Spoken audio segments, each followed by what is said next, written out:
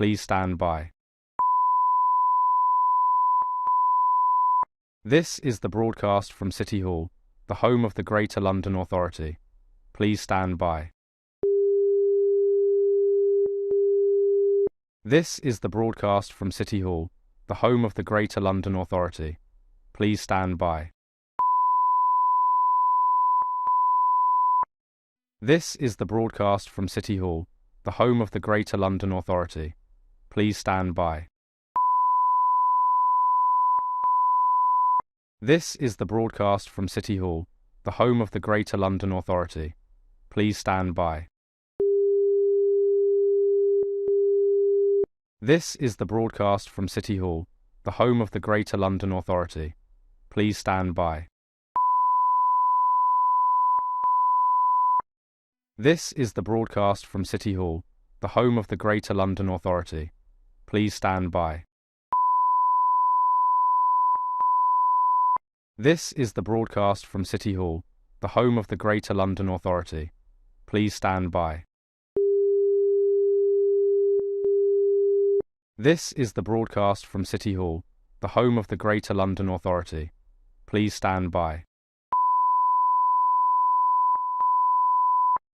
This is the broadcast from City Hall, the home of the Greater London Authority. Please stand by. This is the broadcast from City Hall, the home of the Greater London Authority. Please stand by. This is the broadcast from City Hall, the home of the Greater London Authority. Please stand by. This is the broadcast from City Hall, the home of the Greater London Authority. Please stand by. This is the broadcast from City Hall, the home of the Greater London Authority. Please stand by. This is the broadcast from City Hall, the home of the Greater London Authority. Please stand by. This is the broadcast from City Hall, the home of the Greater London Authority. Please stand by. This is the broadcast from City Hall, the home of the Greater London Authority. Please stand by. This is the broadcast from City Hall, the home of the Greater London Authority. Please stand by. This is the broadcast from City Hall, the home of the Greater London Authority. Please stand by. This is the broadcast from City Hall, the home of the Greater London Authority. Please stand by. This is the broadcast from City Hall, the home of the Greater London Authority. Please stand by. This is the broadcast from City Hall, the home of the Greater London Authority. Please stand by. This is the broadcast from City Hall, the home of the Greater London Authority. Please stand by. This is the broadcast from City Hall, the home of the Greater London Authority. Please stand by. This is the broadcast from City Hall, the home of the Greater London Authority. Please stand by. This is the broadcast from City Hall, the home of the Greater London Authority. Please stand by. This is the broadcast from City Hall, the home of the Greater London Authority. Please stand by. This is the broadcast from City Hall, the home of the Greater London Authority. Please stand by. This is the broadcast from City Hall, the home of the Greater London Authority. Please stand by. This is the broadcast from City Hall, the home of the Greater London Authority. Please stand by. This is the broadcast from City Hall, the home of the Greater London Authority. Please stand by. This is the broadcast from City Hall, the home of the Greater London Authority. Please stand by. This is the broadcast from City Hall, the home of the Greater London Authority. Please stand by. This is the broadcast from City Hall, the home of the Greater London Authority. Please stand by. This is the broadcast from City Hall, the home of the Greater London Authority. Please stand by. This is the broadcast from City Hall, the home of the Greater London Authority. Please stand by. This is the broadcast from City Hall, the home of the Greater London Authority. Please stand by.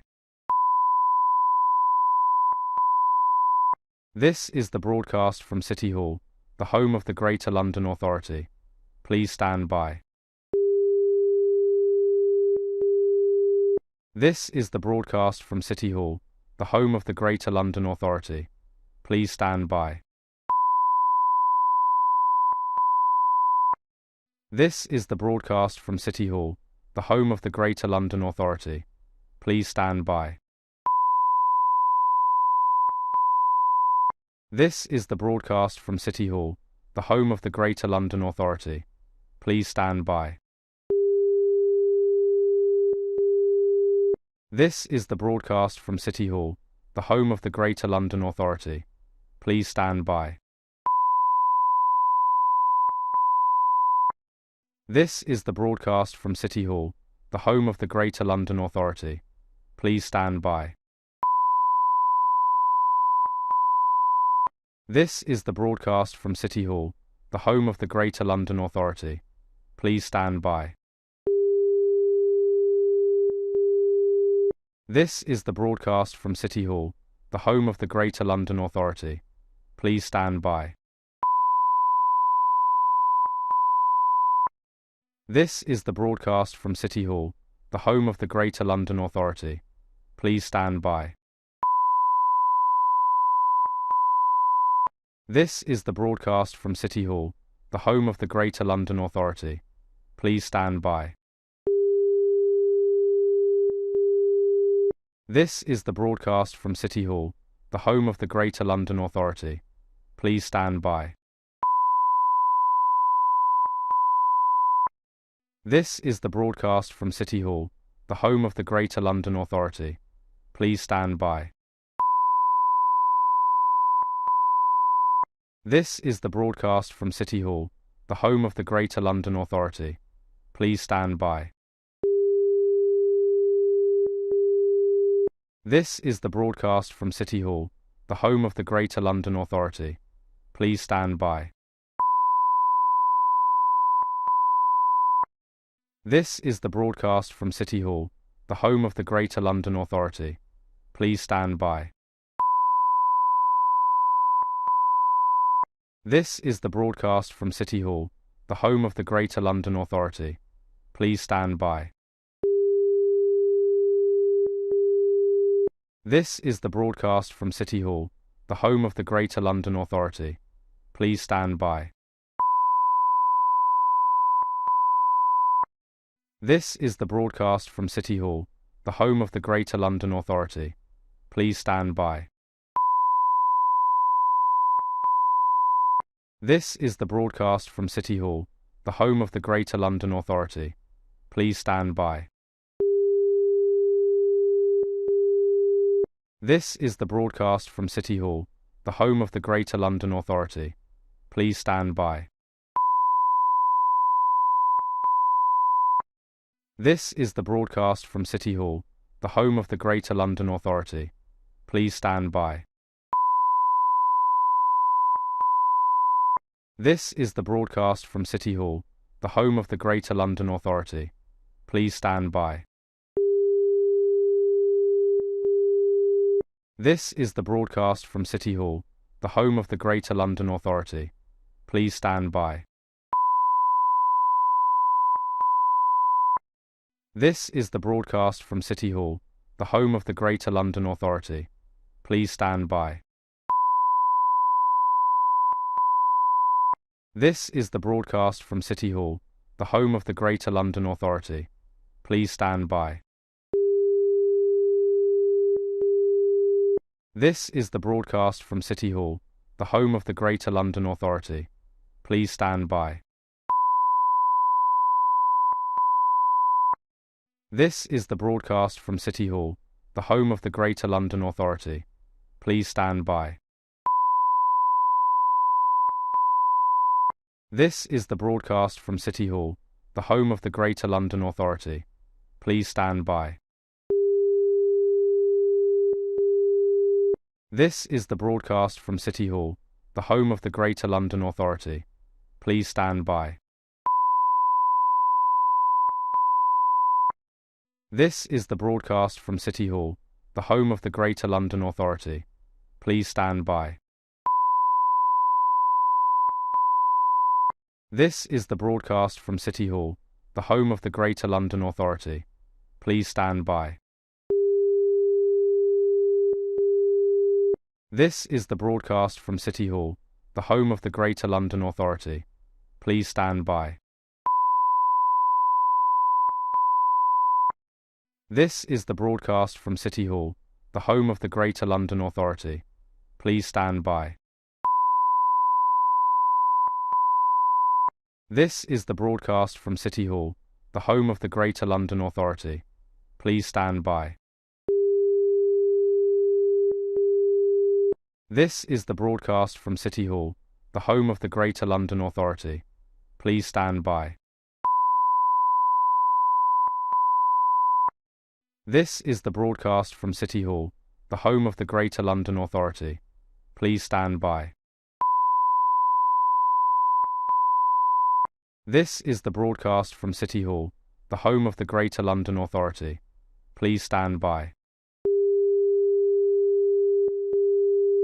This is the broadcast from City Hall, the home of the Greater London Authority. Please stand by. This is the broadcast from City Hall, the home of the Greater London Authority. Please stand by. This is the broadcast from City Hall, the home of the Greater London Authority. Please stand by. This is the broadcast from City Hall, the home of the Greater London Authority. Please stand by. This is the broadcast from City Hall, the home of the Greater London Authority. Please stand by. This is the broadcast from City Hall, the home of the Greater London Authority. Please stand by. This is the broadcast from City Hall, the home of the Greater London Authority. Please stand by. This is the broadcast from City Hall, the home of the Greater London Authority. Please stand by. This is the broadcast from City Hall, the home of the Greater London Authority. Please stand by.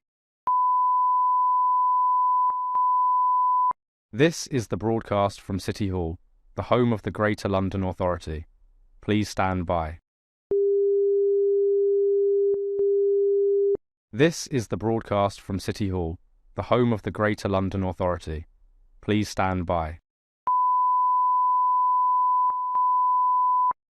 This is the broadcast from City Hall, the home of the Greater London Authority. Please stand by. This is the broadcast from City Hall, the home of the Greater London Authority. Please stand by. This is the broadcast from City Hall, the home of the Greater London Authority. Please stand by. This is the broadcast from City Hall, the home of the Greater London Authority. Please stand by. This is the broadcast from City Hall, the home of the Greater London Authority. Please stand by. This is the broadcast from City Hall, the home of the Greater London Authority. Please stand by.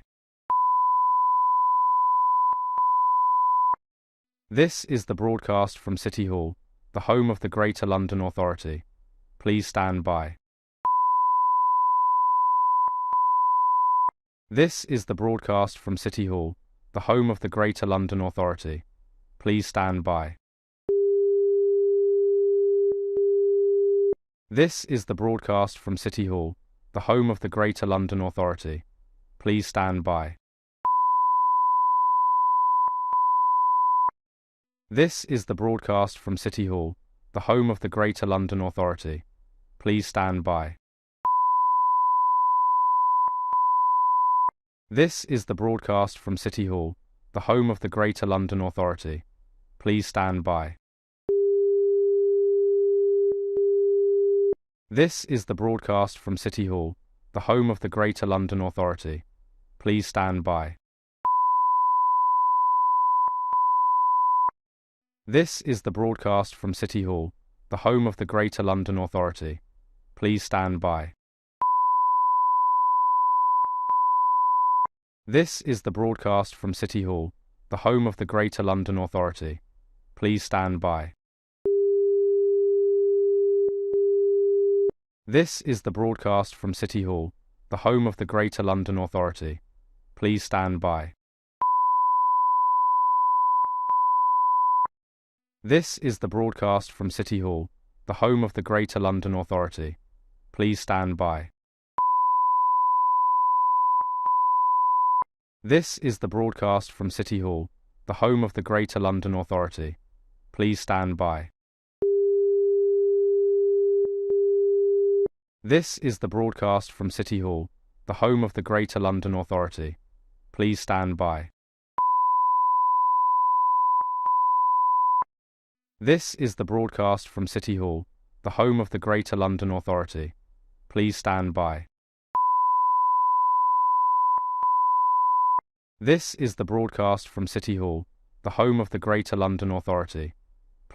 by.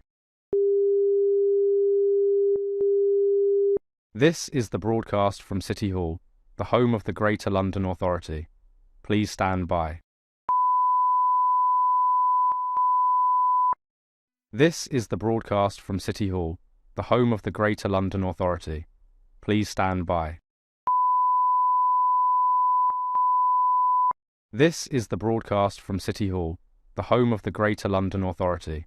Please stand by.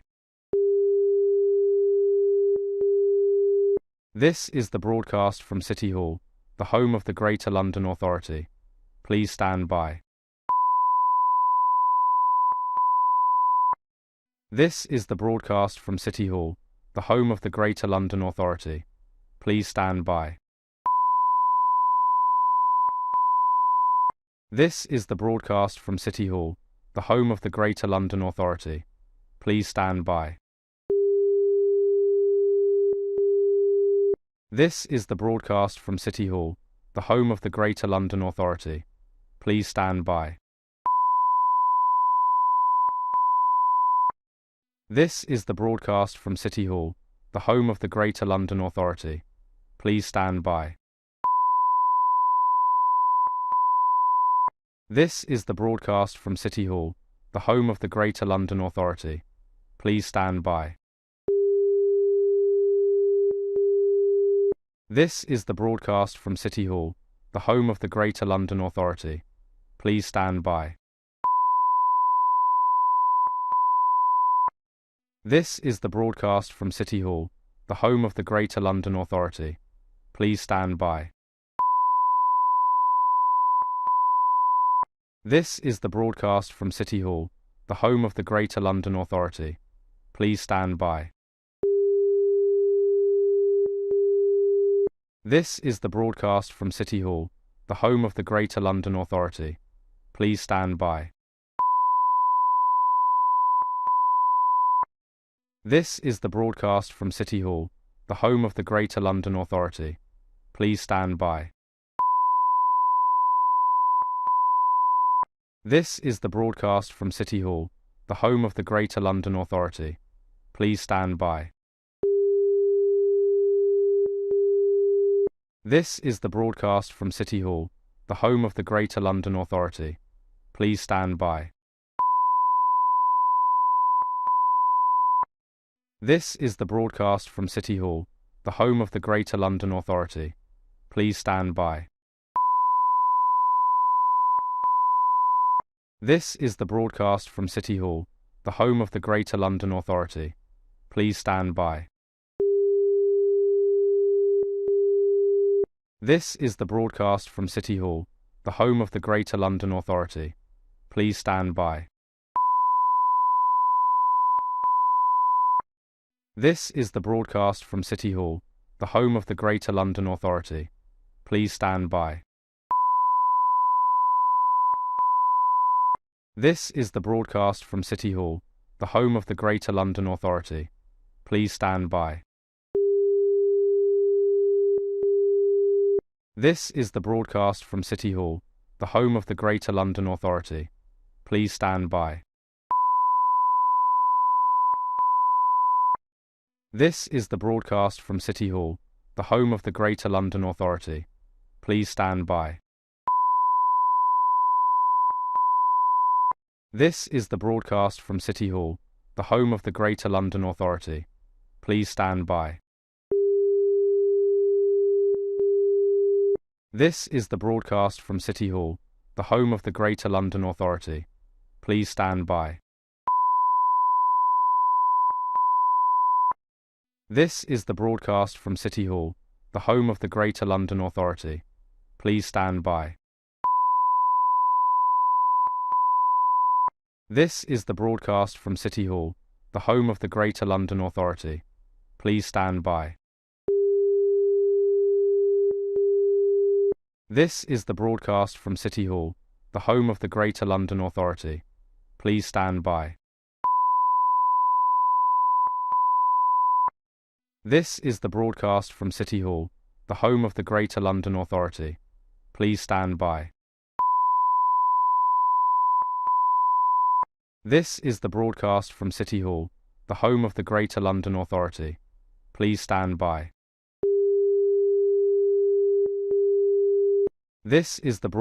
from City Hall, the home of the Greater London Authority. Please stand by. This is the broadcast from City Hall, the home of the Greater London Authority. Please stand by. This is the broadcast from City Hall, the home of the Greater London Authority. Please stand by. This is the broadcast from City Hall, the home of the Greater London Authority. Please stand by. This is the broadcast from City Hall, the home of the Greater London Authority. Please stand by. This is the broadcast from City Hall, the home of the Greater London Authority. Please stand by. This is the broadcast from City Hall, the home of the Greater London Authority. Please stand by. This is the broadcast from City Hall, the home of the Greater London Authority. Please stand by. This is the broadcast from City Hall, the home of the Greater London Authority. Please stand by. This is the broadcast from City Hall, the home of the Greater London Authority. Please stand by. This is the broadcast from City Hall, the home of the Greater London Authority. Please stand by. This is the broadcast from City Hall, the home of the Greater London Authority. Please stand by. This is the broadcast from City Hall, the home of the Greater London Authority. Please stand by. This is the broadcast from City Hall, the home of the Greater London Authority.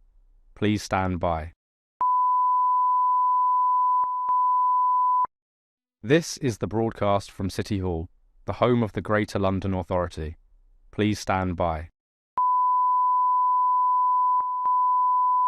This is the broadcast from City Hall, the home of the Greater London Authority. Please stand by.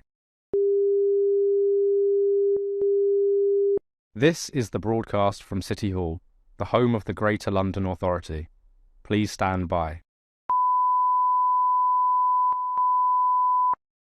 This is the broadcast from City Hall, the home of the Greater London Authority. Please stand by. This is the broadcast from City Hall, the home of the Greater London Authority. Please stand by. This is the broadcast from City Hall, the home of the Greater London Authority. Please stand by. This is the broadcast from City Hall, the home of the Greater London Authority. Please stand by. This is the broadcast from City Hall, the home of the Greater London Authority. Please stand by. This is the broadcast from City Hall, the home of the Greater London Authority. Please stand by. This is the broadcast from City Hall, the home of the Greater London Authority. Please stand by. This is the broadcast from City Hall, the home of the Greater London Authority. Please stand by. This is the broadcast from City Hall, the home of the Greater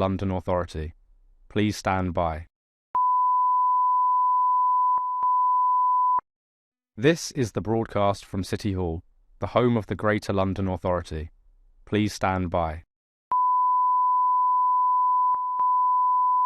This is the broadcast from City Hall, the home of the Greater London Authority. Please stand by. This is the broadcast from City Hall, the home of the Greater London Authority. Please stand by. This is the broadcast from City Hall, the home of the Greater London Authority. Please stand by. This is the broadcast from City Hall, the home of the Greater London Authority. Please stand by. This is the broadcast from City Hall, the home of the Greater London Authority. Please stand by. This is the broadcast from City Hall, the home of the Greater London Authority. Please stand by. This is the broadcast from City Hall, the home of the Greater London Authority. Please stand by. This is the broadcast from City Hall, the home of the Greater London Authority. Please stand by. This is the broadcast from City Hall, the home of the Greater London Authority. Please stand by. This is the broadcast from City Hall, the home of the Greater London Authority. Please stand by.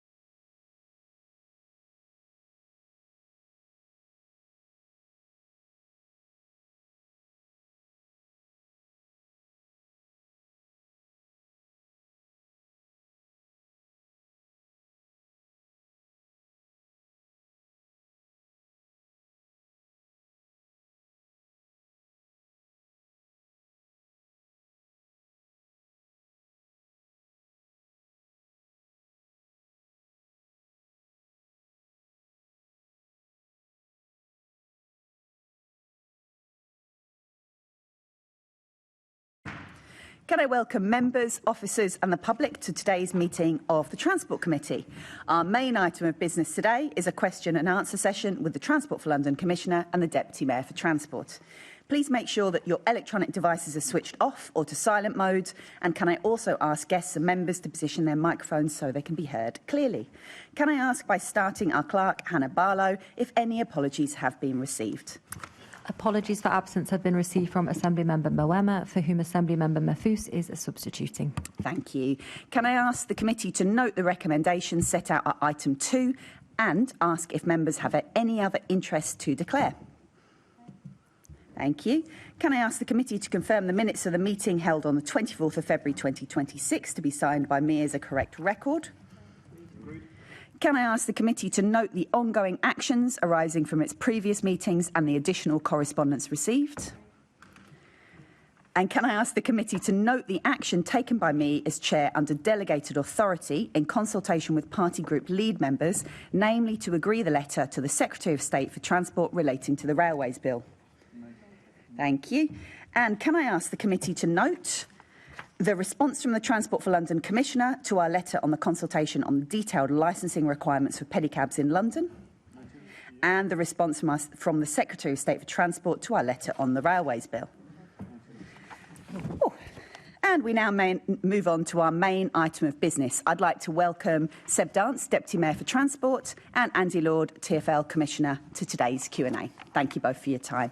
OK, so I'm going to ask the first question. We've got a number of issues to cover today, and then we'll hand off to other Assembly members. So firstly, we're going to talk about accessibility and inclusion in transport planning. A few questions on that following our report launched last month. So firstly, to both of you, what are TfL and the Mayor's initial reactions and response to the recommendations set out in the committee's report on accessibility and inclusion on transport planning? Thank you very much and good morning. It's good to be here. First of all, let me commend the committee for the work that they've done on this. It is, of course, essential that the public transport system be exactly that, available to as many people as possible. We know that we have a very extensive transport system. We, in fact, of course, when it comes to certain modes, chief amongst them, when talking about the age of the network, you might think of the tube. We have the oldest tube system in the world, but that, of course, comes with significant challenges, which is that we would not build it today to the standards that it was built. So the focus on what we can do to increase accessibility and access to the network is absolutely essential.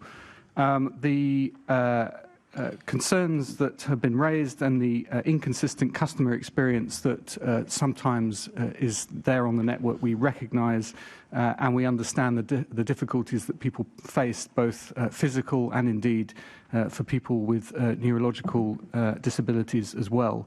We're embedding accessibility into project design, increasing co-production with disabled people and groups representing disabled people, reviewing advocacy groups to broaden representation and reach those who currently avoid public transport because they feel that there are too many barriers for them. And, of course, we welcome all of the recommendations that have been put to TfL from the committee. I'll let the Commissioner answer on behalf of TfL, but, of course, every and any bit of work that the committee does to look at the gaps that there are in the network is very much welcomed, and we certainly take on board all of the recommendations as serious proposals to enhance the network. Thank you. Good morning. Thank you, as ever, for the opportunity to be here this morning. I think in terms of the committee's focus on accessibility, we really welcome it. We'll be responding shortly to your letter and recommendations specifically. I'm proud of actually the progress that we've made during my time as Commissioner in terms of improving accessibility. There's always more that we need to do. A lot of focus, obviously, on step-free access, but actually I'm proud of the fact that we are starting to make inroads in terms of improving accessibility for people with other accessibility needs. And you'll see in our business plan how we're going to do more around inclusive design and use of technology for people who don't need step-free access but need other forms of assistance to help navigate around the transport network. Of course, we also are very fortunate to have our Independent Disability Advisory Group, IDAG, who do some amazing work for us in terms of helping us understand the needs of the disabled community, and also we use them to help inform future designs and needs going forward. Of course, we're also focusing on how we give better timely information. So building the infrastructure, building the capability is one thing, but then making sure that it is available is really, really important. So really proud, for example, we've now got the first set of self-reporting lifts. This is really quite new technology and quite challenging when you consider the different ages of our lift infrastructure.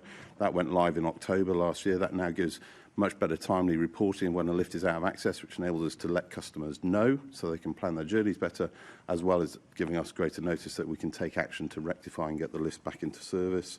Step-free access, as we've talked about, Colindale and Knightsbridge delivered this year, and a new entrance as well, additional entrance at Battersea Power Station. And over the year ahead, we'll have Surrey Quays and Northolt coming online. Focus as well on toilets, so around making sure that customers have access to those. Our proposal is to try and make sure there's toilets within 20 minutes across the network. So a lot to be done. We really welcome the committee's scrutiny on this, and we'll be responding literally in the next few days on your recommendations. Thanks very much. Assembly Member Bakari. Thank you, Chair.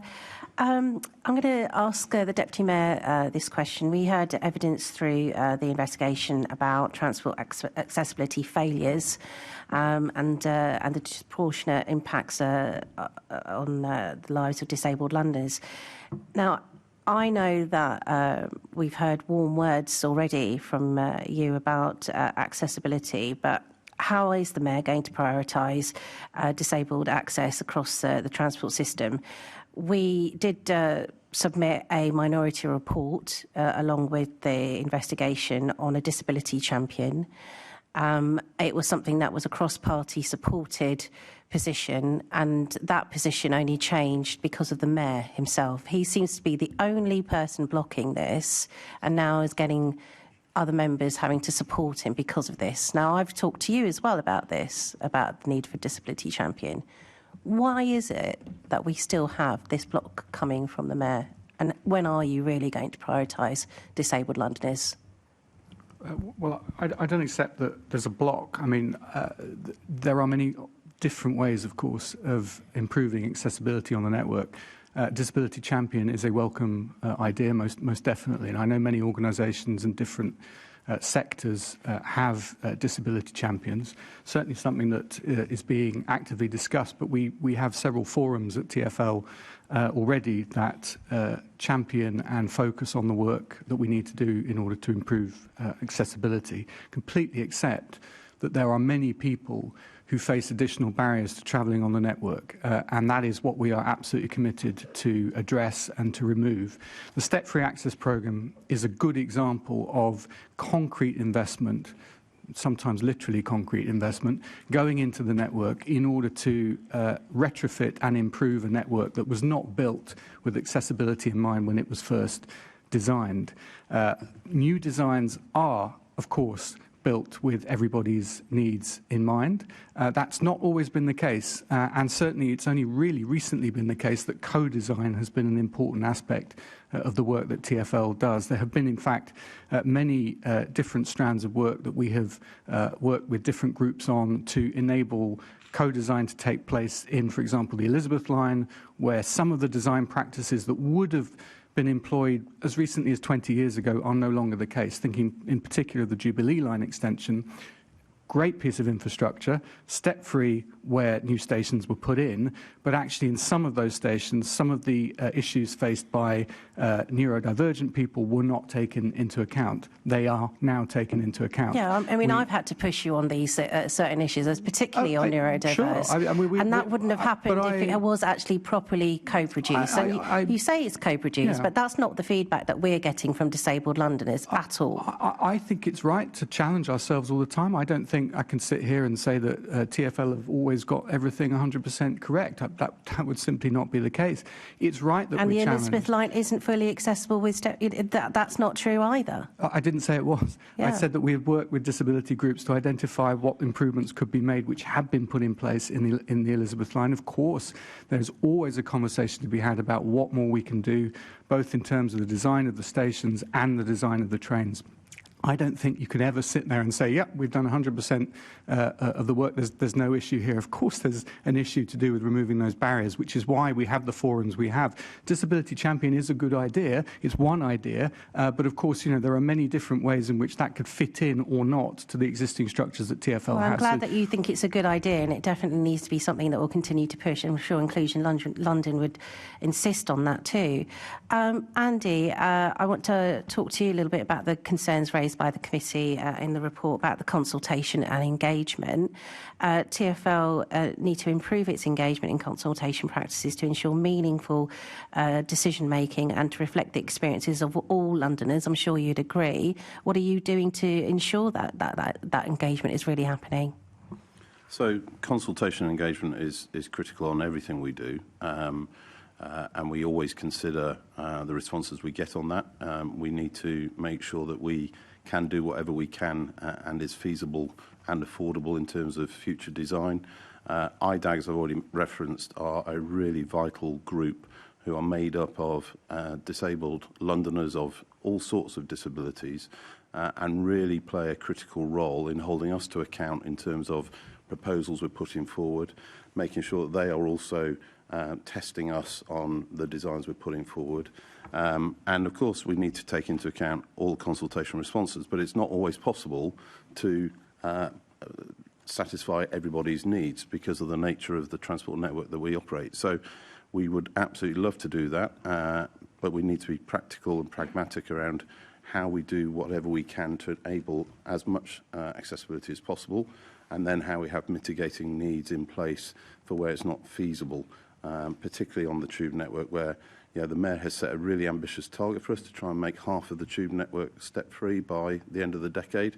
That means we'd have to deliver another 40 or more stations step-free. We have, as part of our business plan, got a number of stations which we are now doing detailed feasibility studies on, 17 in the next 12 months, which will then enable us to establish what are the both engineering, financial and operational challenges of delivering that. And as I've mentioned before, I'm really proud through launching Equity in Motion 3 years ago, which didn't exist previously, which is all about making our transport network as accessible as possible for everybody in London or visiting London.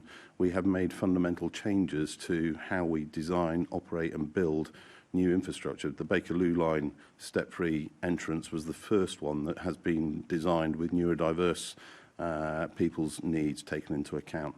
That is now a standard going forward. As I mentioned, we're doing more.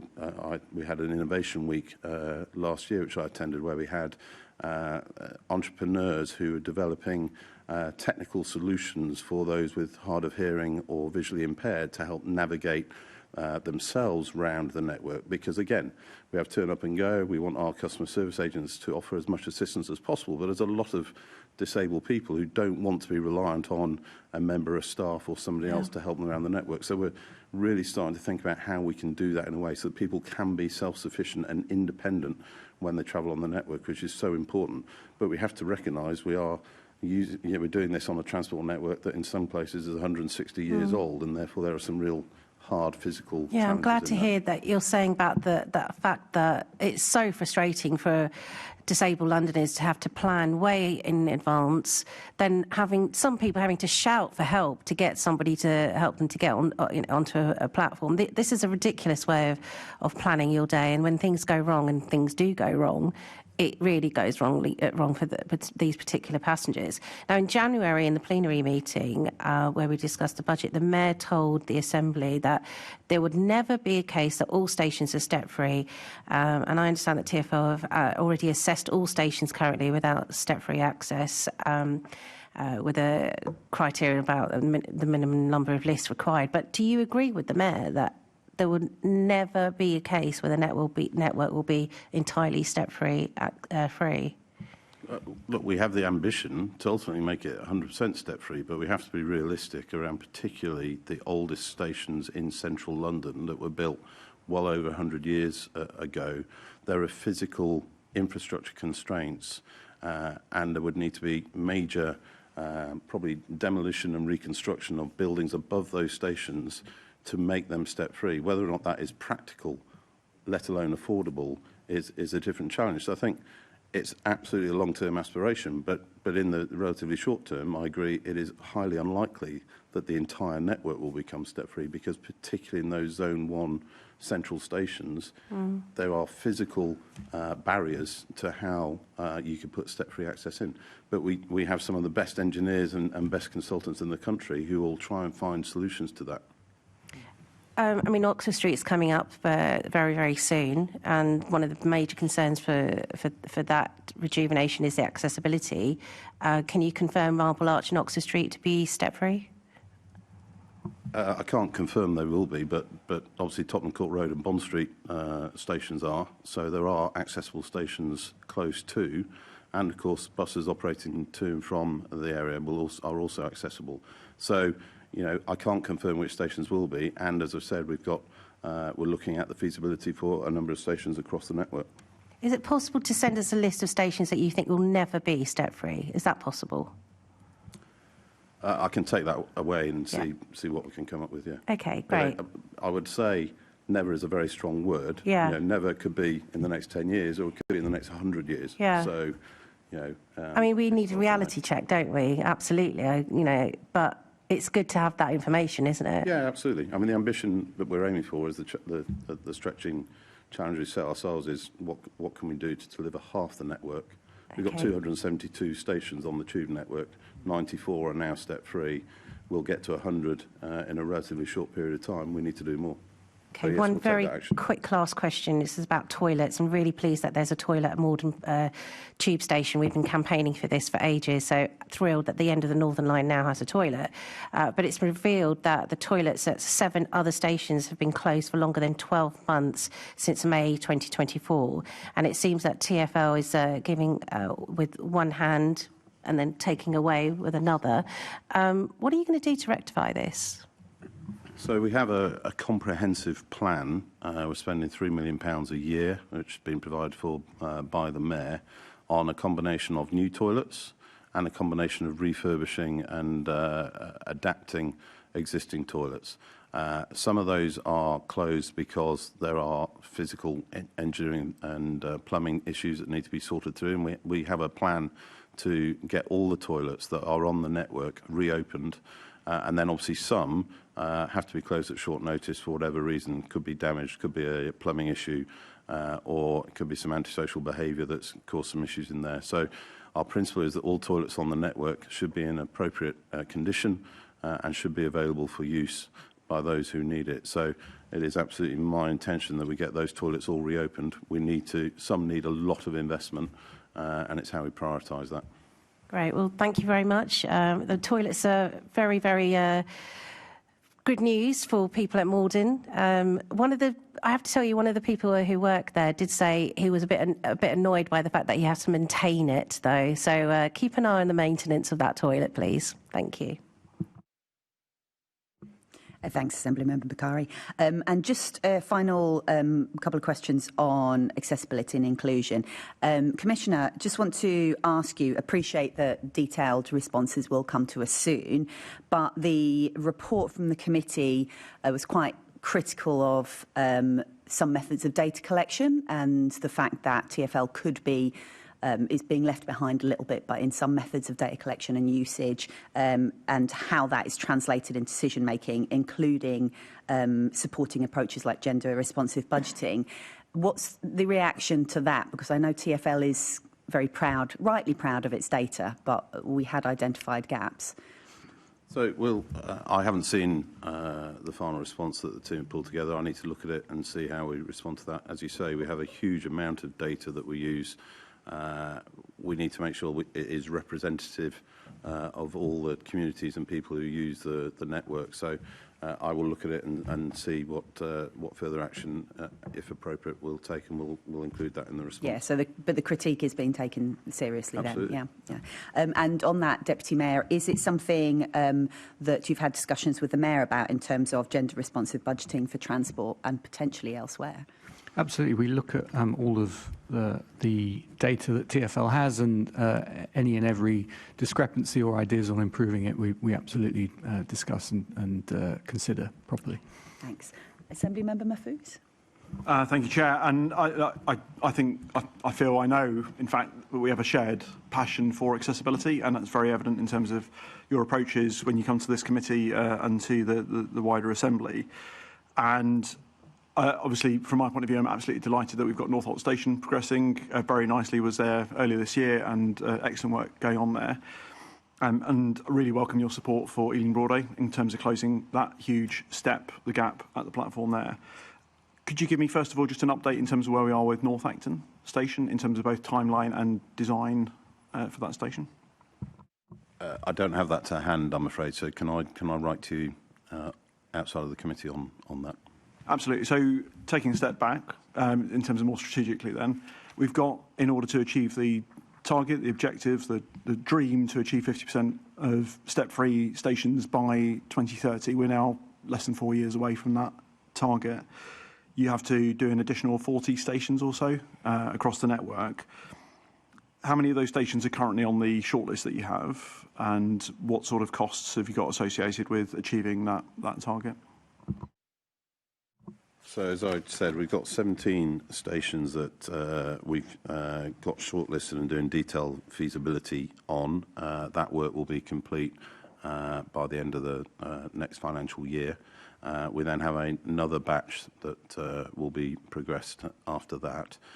We've got stations in work. We've touched on Northolt. We've got Leighton, Burnt Oak will go into construction soon. The critical thing around and of course we've got Elephant and Castle and South Kensington, which are huge station capacity upgrades as well, which will deliver step-free. I mean, really important to remember, South Kensington is the busiest non-accessible station on the network. It's the 13th busiest tube station. So to have that scheme as part of our business plan is a massive step forward. We have got to do that detailed feasibility, which will cover three things. One is, what is the actual best design for each location? What is the cost? And then what is the operational feasibility of delivery? And of course, that takes into account how much can be delivered without causing disruption to the network. And then, of course, we also need to do a wider piece of work to say, if we're going to do all 17 or all 40, is that achievable in an acceptable method to make sure we deliver a service to the railway? Because what we don't want to do is shut the network down whilst we do major construction work, and we've got to balance that on top of all our other engineering and access needs. So we have some money in the business plan. We don't know yet how many of those stations we'll be able to deliver or what the final cost will be, but as you know, step-free station access ranges from about £20 million to well over £100 million, depending on location. We're also doing some really innovative work, our engineers working with Network Rail and the wider supply chain around how can we look at more innovative ways, particularly for stations where it's the case of building lifts and an overbridge as opposed to having to tunnel or go down into the deep level tube, to see how much we can construct off-site and almost bring it as a kit to be installed. And Network Rail and Merseyrail have been trialling that in a few locations, and we think that's a real opportunity for us to both reduce cost and reduce the timeline for delivery. So I think we'll have some stations delivered this year. In about 12 months' time, we'll have a much better picture of what the plan for the rest of the business plan to the end of the decade looks like. The target of 50% is extraordinarily stretching. It's a really ambitious target. We really support it, but it's really, really stretching, and we've got to make sure it's achievable in a way that doesn't, as I say, cause the network to be shut down for prolonged periods of time. So, I mean, understandably, obviously, there's practical considerations in terms of construction. Obviously, there's challenges in terms of construction more widely, and so on and so forth. But you talked about the budget, and obviously, as you say, there's a massive variance between some of the smaller stations in Outer London versus some of the central ones, and it's great to see that South Kensington will no longer be a relic matching the sort of museums outside, but will be upgraded to something more modern. But what sort of allocation have you put within capital within the medium term to, meet the objectives and ambitions that you've outlined there? I don't have the number to hand with me now, but I can come back and confirm that over time. We have a number for obviously this coming financial year. We have an assumption in the business plan, but it's it's a substantial amount. But I don't have the number to hand, but I can definitely write to you afterwards with that. Thank you. Thanks. And we're now going to move on to some questions on taxi and private hire, and I'm going to hand to Assembly Member Prince. Thank you. Good morning. Commissioner, when the committee wrote to you last, we called for clear timelines on the delivery of actions in the 2025 Taxi and Private Hire Action Plan. What specific milestones and deadlines are now in place? And can you point to areas where delivery is currently on track or, on the other hand, failing? So, thank you. So the plan has 14 actions and 37 tasks over the course of the period 2026 to 2030. Some of those actions have experienced minor delays because of resourcing pressures and because of some changes to the DFT's standards in some areas. We have, on a number of things that have been progress, so we've engaged and written to government around cross-border hiring, and there does appear to be some proposed changes to legislation there in the English Devolution Bill, which we're very supportive of. Obviously, that's still under discussion. Guidance on advanced driver safety assist systems has been developed from the 23rd of March, so this week. All vehicles will be checked at inspection centres as part of their annual licensing inspection. To check that they don't, to check that their number plates do meet the correct legal specifications, and we'll also carry out on-street inspections as well. We're continuing the launch of disability equality awareness training. Consultation on zero emissions for licensing is due to be published in the spring and will run for 6 weeks. And of course, we're improving access to electric vehicle infrastructure charging, and one of the biggest elements of that will be the new EV rapid charging hub that will open at Hatton Cross in the coming months. So there's a number of actions there that we're taking. That's just a brief overview. Yeah, thank you. Do you think you could write to committee with a fuller? Certainly. I mean, that was quite full, to be fair, but with a fuller list of where you are progressing on all the 14 actions and 37, whatever they were. Good. So, actually, you did touch on the cross-border hiring business. Where do you think we are with that? Because that would you agree that's a problem? I do, yeah, absolutely. And we've been very clear with both the taxi and private hire trade. In fact, the Deputy Mayor and I met with the taxi trade last week. We got a meeting with the private hire trade on Friday. And this is a regular agenda item because obviously it's a real concern for them because it's potential that there's vehicles in London that aren't to the same specification and safety requirements as London licensed vehicles. And of course, they're applying in an area where they weren't actually licensed or regulated. So we've made a very strong case, I think, to the Department for Transport. And I think they recognise it. And of course, on the back of Baroness Casey's review as well, I think there is now some impetus behind it.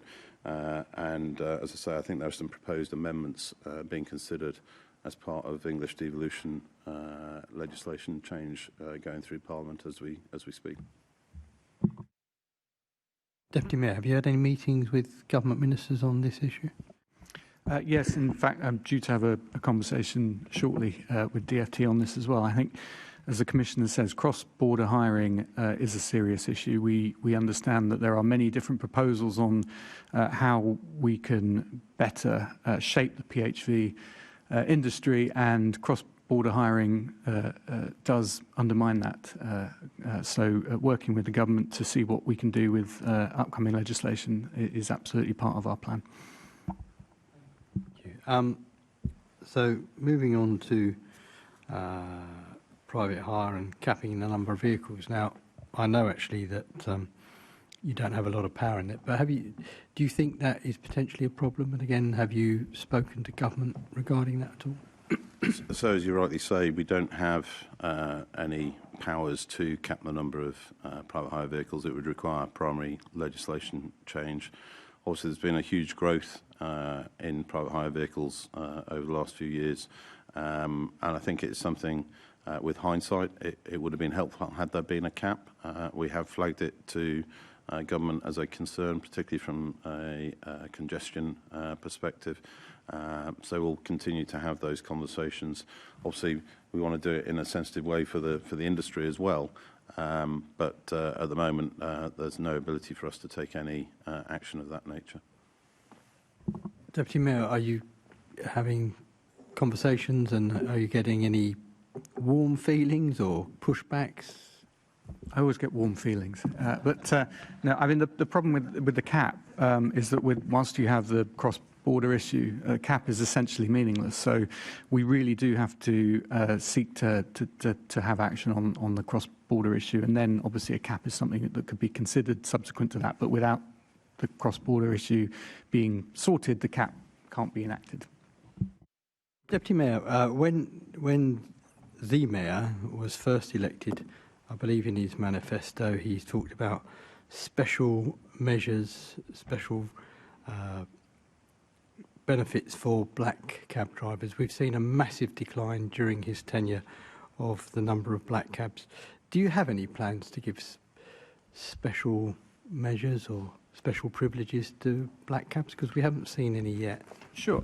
Well, first off, of course, black cabs do have privileges over and above other vehicles, the use of bus lanes, for example, the ability to use certain ranks at times that other vehicles can't use, rest places, and so on and so forth. Of course, you're absolutely right, there has been a decline, but that decline has slowed quite considerably recently. And of course, the taxi private hire action plan has at its core, I think it was 37 tasks that a number of which obviously are aimed at preserving what is an iconic symbol of the city. It's as iconic as the red bus. The black cab is, of course, part and parcel of the DNA of travel in London, and we're very keen that it remains so.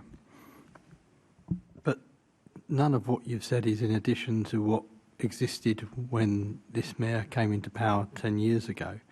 And I'm just wondering, have you any plans to afford them even greater privileges or exceptions? Because it takes 4 years for a black cab driver to pass the knowledge. Every black cab is accessible, unlike any other vehicle. So they are very special people as well. But I don't see any progress, any protection for them. And in fact, we have seen in a number of cases where they've been denied access. I think it's accepted that the rolling out of pedestrian Oxford Street will cause them problems. Can you convince me and the black cab people that you really are on their side? I don't know if I can convince you, but I'll do my best. So in terms of Oxford Street, I don't accept that it is accepted that there will be problems, because there are a number of provisions in place to ensure that north-south, for example, there is adequate taxi drop-off and pick-up. And again, that would be a privilege for the black cab trade. There are, of course, separate initiatives for private hire as well. But first of all, 10 years ago, there wasn't a taxi private hire action plan. There is now. And in terms of preserving the privileges, the access point is something that we have quite regular conversations with the Taxi Drivers Association. I'll get the acronym correct. LTDA, thank you. About. And actually, when it comes to specific cases, a lot of them are down to decisions that the boroughs make, and obviously they go one of two ways. A good example would be the Bishopsgate, Bank Junction scheme, where the city has recently granted access to taxis. Euston Station is another example where we'll be looking at the ease of access for taxi drivers to be able to access that station as well. So, of course, we have a constant dialogue with the trade. I don't accept that it's got progressively worse and only worse. We are always doing things to improve. What is quite clear is that there are more options now than there were 10 years ago, which would explain, I think, why there are fewer people only taking black cabs, because there are simply more options for them to take in terms of private hire options and a raft of other things as well. But the black cab remains, as I say, a strong symbol of the city, and we're very, very keen that it remains so. I think that's helpful. I'm not sure you've convinced me of the black cab trade, to be honest, but, you know, at least you're making the right noises. Finally, in October 25, in a letter to the committee, the TfL stated that it was progressing work internally to consider options for new financial support for taxi drivers in London. I'm sure they'd be delighted to hear what progress you have made. Would that be for you, Commissioner, do you think? So, in fact, we updated the trade at the meeting I just referred to, saying I anticipate being able to come back to them hopefully by the end of April with progress. This was on the back of them writing to both myself and the Mayor around would there be any financial assistance available to help with either the purchase of new black cabs or even second-hand black cabs, because they are very expensive vehicles, as you know. So we've been looking at a couple of options which could potentially provide some financial assistance, but there are several implications and pros and cons that we're just finalising around whether or not it is feasible to do so. We're keen to do it. We need to make sure it's affordable. We also want to make sure that it really will deliver the benefit that the black cab trade would be looking for. So committed to get back to the trade by the end of April. So I'm happy to update the committee after that. Very important time, end of April. Two biggies then. End of April, possible money for the black cab trade. And we might even see Gallows Corner reopen, mightn't we, as well? You will.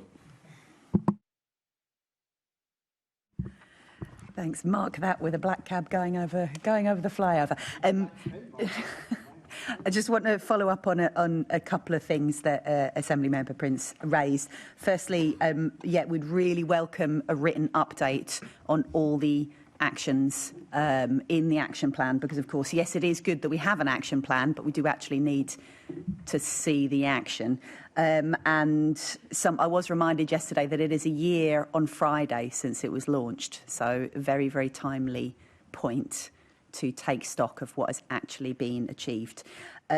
Just wanted to pick up on a couple of things. Firstly, on cross-border hiring, can you clarify, because obviously there's what we would see and what we have called for in terms of banning cross-border hiring. That doesn't necessarily seem to be all the other stakeholders or necessarily the government's view about what measures are needed. What exactly are TfL requesting in terms of cross-border hiring? So I'd probably need to write to you with the specifics, but fundamentally, restrictions, which I think the government are now more aligned to our, or more understanding of our need around, if a city elsewhere or a licensing authority elsewhere in the country licenses a vehicle, it is primarily to be used in that licensing authority area's jurisdiction, not to come and be based in London. Because as you say, there's safety issues, there's financial issues, obviously, for the London regulated taxis and licenses, and there's safety issues for passengers as well. So it's fundamentally restrictions around where vehicles would be allowed to operate. Clearly, you need to have the ability, for example, if they're bringing a fare from the West Midlands to Heathrow, they need to be able to do that, for example, but they shouldn't be able to apply for their trade in London 100% of the time. There'll be restrictions around that, and we need to work through how that would be enforced and how that would be managed. But it's those sorts of things, and say on the back of some of the recommendations from Baroness Casey's review as well. Thanks. So yes, written confirmation, that would be really, really helpful. And just to on the cap, on private hire vehicle numbers, cap on licences. I mean, we are seeing numbers going up, and that's having an impact on congestion, although that's unquantified, unfortunately, and also on private hire drivers' income. And also we see, and we've got a backlog of thousands of people who want to become drivers, and frankly are quite frustrated that they see they're being blocked from that. The whole situation really should be seen as unsustainable. So do you have any projections for where numbers could get to without a cap and what the impact would be? And do you have any response to that impact on drivers' earnings that we're seeing? Not specifically on those points. I think I'm right in saying currently there are somewhere around 130,000 PHVs registered in London. That's grown significantly over the last few years. Of course, has an impact on the black cab trade as well. But if it carries on the rate it's going, I think it will be unsustainable. I think one of the things that I will ask the team to look at is if it continues to rise at the rate that we've seen, say, since the pandemic, what do we think the wider impact would be to the city? And we'll continue to make and use that data to make the case to government as to how we manage this. And of course, we also need to work with the private hire operators to make sure this is a sustainable business, because as you say, this has direct impact on licensed drivers as well, because at the end of the day there will only be so much demand available, and if you've got too much supply, then that starts to have a direct impact on their earnings and their ability to get a sustainable living as well. It does, but unfortunately some of the operators, it's in their interest to have a steady stream of new drivers, but where we are. But I think we're in a slightly different place than we were last time we talked about this to TfL, so that sounds positive. And now going to move on to buses. So I'm going to go to Assembly Member Garrett. Morning. So back at our January meeting, we were looking at the measures being put in place to tackle the problem of slow bus speeds, which obviously is a problem for passengers and a problem for TfL and operators. When we looked at the detail of the plan, it seemed that the measures that TfL has announced are not going to be enough to close the gap and get the improvement that we need. What else is either the Mayor or TfL planning to improve bus speeds, or perhaps tackle the reduction in bus speeds? I mean, that would be a start. We've got a comprehensive action plan as part of our business plan around the bus network more widely. You're right, bus speeds have declined over the last 3 years. What we have seen, because of actions that have been taken actually in recent times, is while speeds haven't yet started to increase, waiting times have improved. And the availability of buses has improved, and we've seen that notably over the last few months. There's a range of packages here that will take, some will be quicker to deliver benefit and some will be longer. 3 or 4 examples. So one is lane rental, where we've finally got some approvals through from government for a number of boroughs to now have lane rental that we know will give greater control over utility works and roadworks, which are a significant cause. We're looking to improve more bus priority across London, work with the boroughs on that. You'll have seen the Better Bus Partnerships work that we're doing, so we've awarded funding to 4 boroughs on that scheme, and we're also working with the boroughs who are unsuccessful in getting the full amount to see what further work can be done on bus priorities.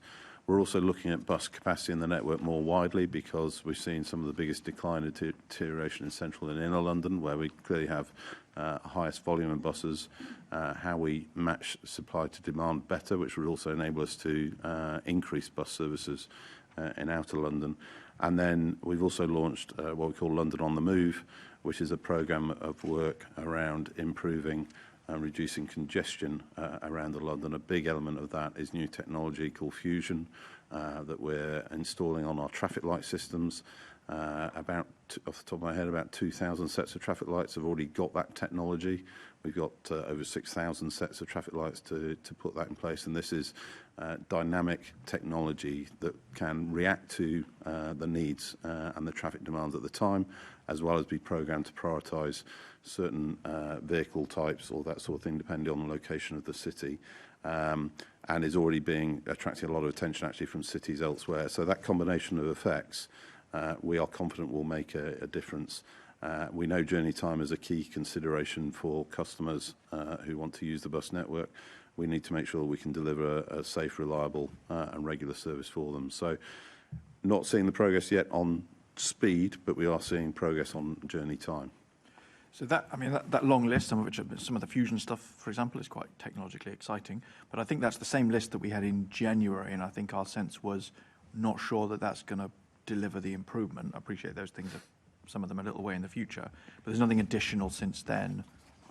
Those are all the things that were there in January. No, I mean that is our That's plan. I mean, clearly we'll work with the boroughs and others to see if there's other alternatives. We obviously work very closely with the bus operators on actual performance, so vehicle availability, driver availability, all those sorts of day-to-day operational issues. And of course, we do an awful lot of work, particularly around major events and also planned work. So, for example, dealing with the impact of the A40 closure at the minute, actually, the impact of that has been very well managed from a bus network, for example. So how we deal with those to try and reduce the impact when we have events of that nature. Okay.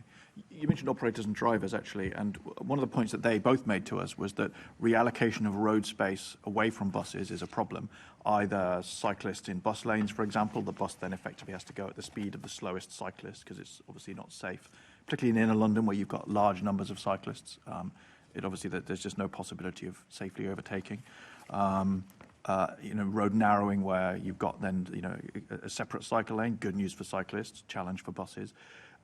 Do you recognise that those concerns that were raised with us by drivers and operators, that that's part of this problem of bus speed reduction?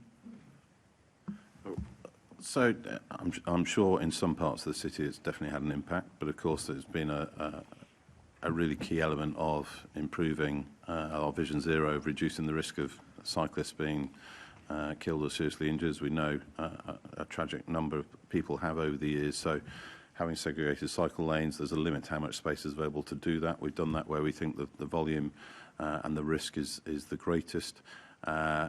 We will always work with the operators if there are pinch points that we need to be looked at to see if there are changes that can be made. Some of those schemes are obviously TfL schemes, some of them are borough schemes, and we'll work with the boroughs where it's a local responsibility. But the borough schemes are sort of agreed through TfL, though, aren't they? I mean, boroughs don't implement schemes that TfL don't sign off through the LIP funding process. No, true. But what we need to do is then we still have to get their agreement if we think there are changes that need to be made on the back of lived experience. The only reason I mention this is because I sometimes hear this, oh, well, that's a borough scheme, as if somehow, the Lambeth or whoever is doing this, maybe even against TfL's will. But that's obviously not true. If a borough has an idea, obviously it's almost always going to be funded by TfL because they haven't got the money for much more than a few bollards and a bit of paint. So anything more elaborate than that is funded by TfL, and who pays the piper calls the tune, and so it gets built in the way that TfL want, doesn't it, on those, in inverted commas, so if it's a LIP funded scheme, obviously it has to be approved by us. But as you say, there are some schemes which the boroughs have put in themselves. But regardless of whether it's a 100% borough scheme or a TfL funded scheme, if we see there are operational issues as a result of the scheme, then we will look to make changes accordingly. Okay. I mean, one example of that perhaps was the Streatham Wells scheme, where we saw when the Streatham Wells LTN came in, pushed a lot of traffic onto the A23 through Streatham, brought buses and everything else really to a standstill there. And as soon as the scheme was, I believe it's technically paused rather than removed, but anyway, it's gone, everything returned to normal. Would that be an example of a scheme where you've identified a problem and encouraged the borough to rethink what they're doing, or even told them to rethink what they're doing?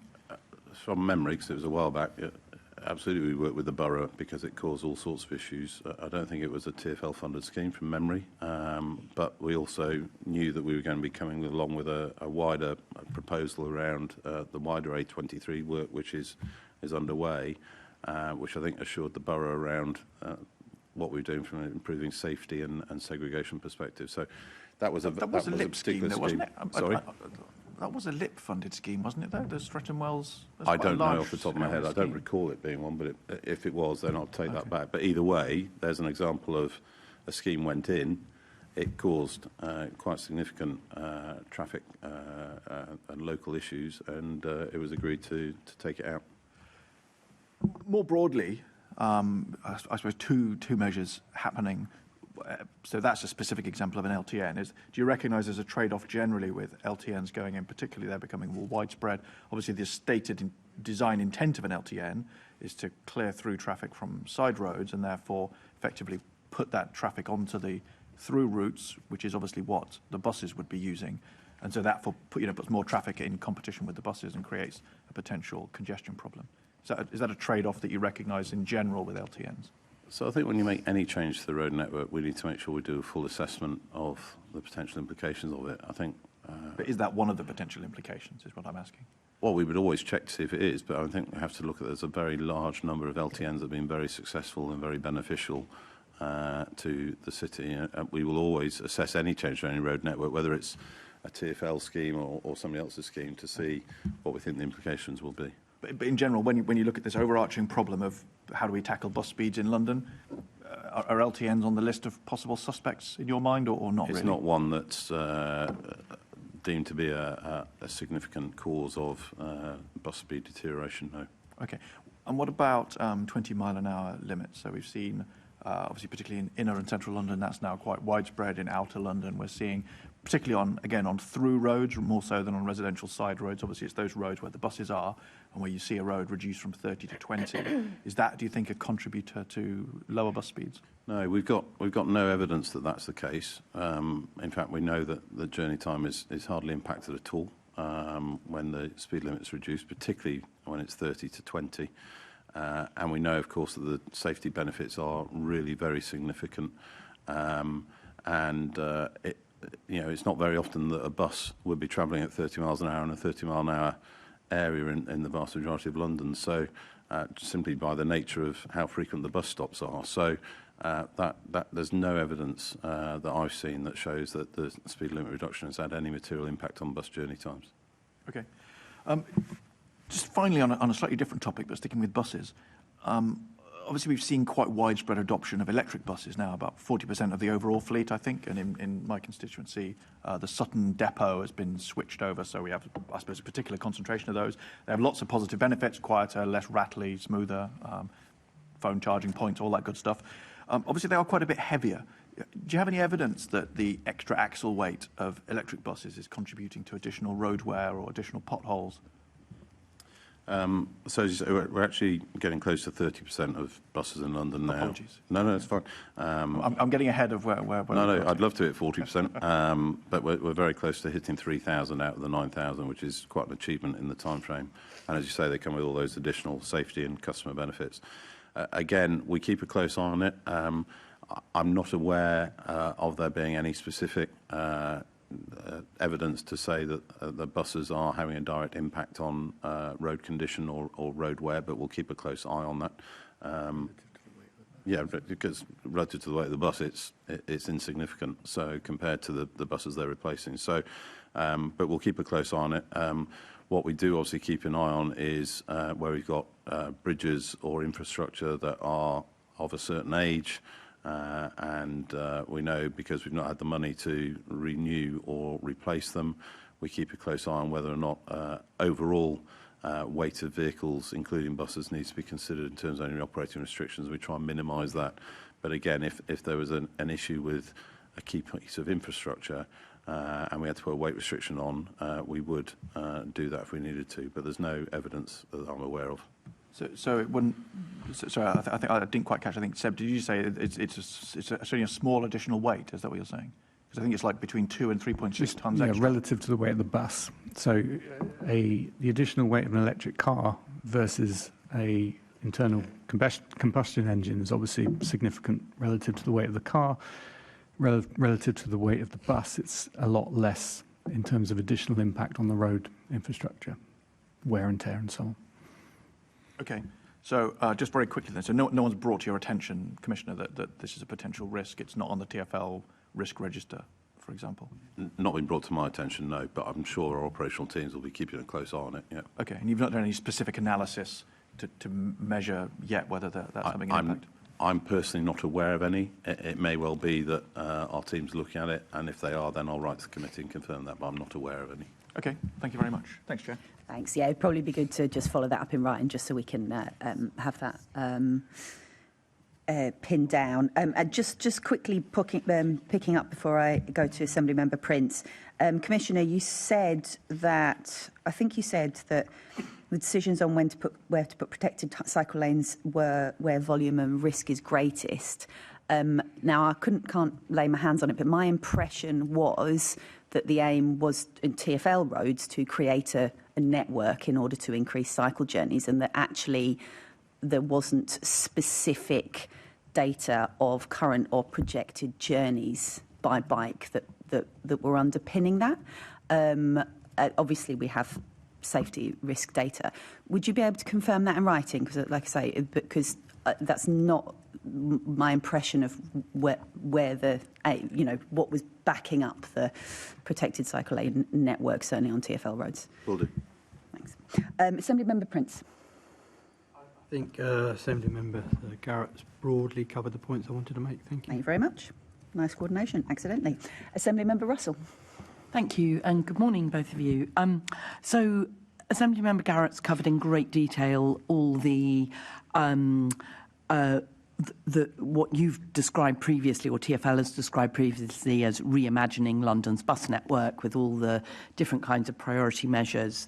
But I'm wanting to think about this from the perspective of passengers and just what reimagining the bus network means for Londoners and what they get from their buses. And many of us around this horseshoe have experienced kind of emails and concerns raised by people living in particular parts of London where their bus network has changed. And it really made me think about the difference between the relationship of buses to where you live and the tube and a tube or train station to where you live. So if you live near a tube or train station, that station isn't going to move. It might get fewer services or whatever, but basically it retains the same relationship to your home and the same walking distance to get there to be able to access transport services. If you live in some parts of outer London where bus routes have changed, you can end up with a much, much longer walk to access a bus, and so your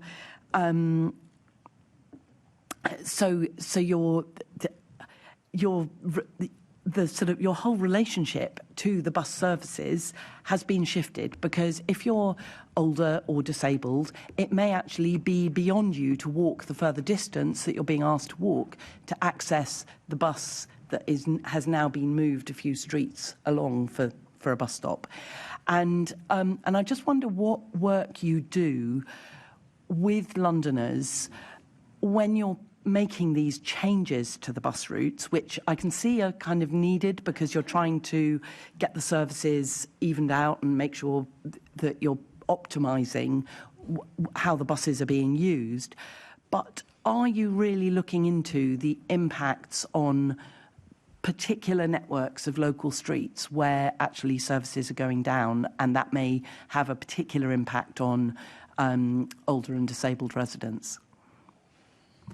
Yeah, thank you, and hello to our visitors. Shall I just welcome them as you've done? Yeah. Welcome, hello. It's the School Council and teachers from Keir Hardy School in Newham, I believe. Yep. Thank you very much. We're talking about buses, and this is the Deputy Mayor and the Commissioner for Transport for London, so we're asking them some deep questions about Transport for London today. It's lovely to have you here with us. Thank you, Chair. As you know, whenever we make any changes, we go into full consultation and encourage anybody and everybody who has a view to respond to those consultations. I think there are two or three things. So in short answer, yes, we try and make sure we assess the impact across the board. We recognise, the bus, it is our most used mode in TfL. Over 5 million people a day use the bus network, and particularly in areas where there is limited or no rail services, it is the transport lifeline that people need. That's why, in particular, we want to try and do more services in outer London. We've seen since the pandemic that there's been more sort of outer London need for people to travel between boroughs and within boroughs, rather than how the bus network was originally set up, which was fundamentally to feed inner and central London. That's also why the Superloop, for example, is focused on feeding key transport hubs, hospitals, other key elements, and will continue to do so. The other thing, I forget the stat, but something like 85% of Londoners live within 400 metres of a bus stop. And if we make a change to the network, I know it's really difficult. I live in outer London myself, so there are certain bus routes that I tend to use. But I'd encourage people to think about how the bus network is exactly that. It's a network in the same way as the tube is. So if one route runs between point A and point B, it intersects with other routes along the way, and that creates the opportunity for people to use it as a network to get to elsewhere in the city, or to get to more accessible rail and tube services. We want to make sure that we reduce and minimise the impact for people needing to make what they believe to be unnecessary interchanges. We need to make sure, particularly for people with accessibility needs, or the elderly who need to get to, or anybody who needs to get to hospital appointments, that we try and minimise the impact on that. And also we want to make sure we have a service that is reliable and frequent. And we have to recognise that the cost of operating the bus network is continuing to grow significantly.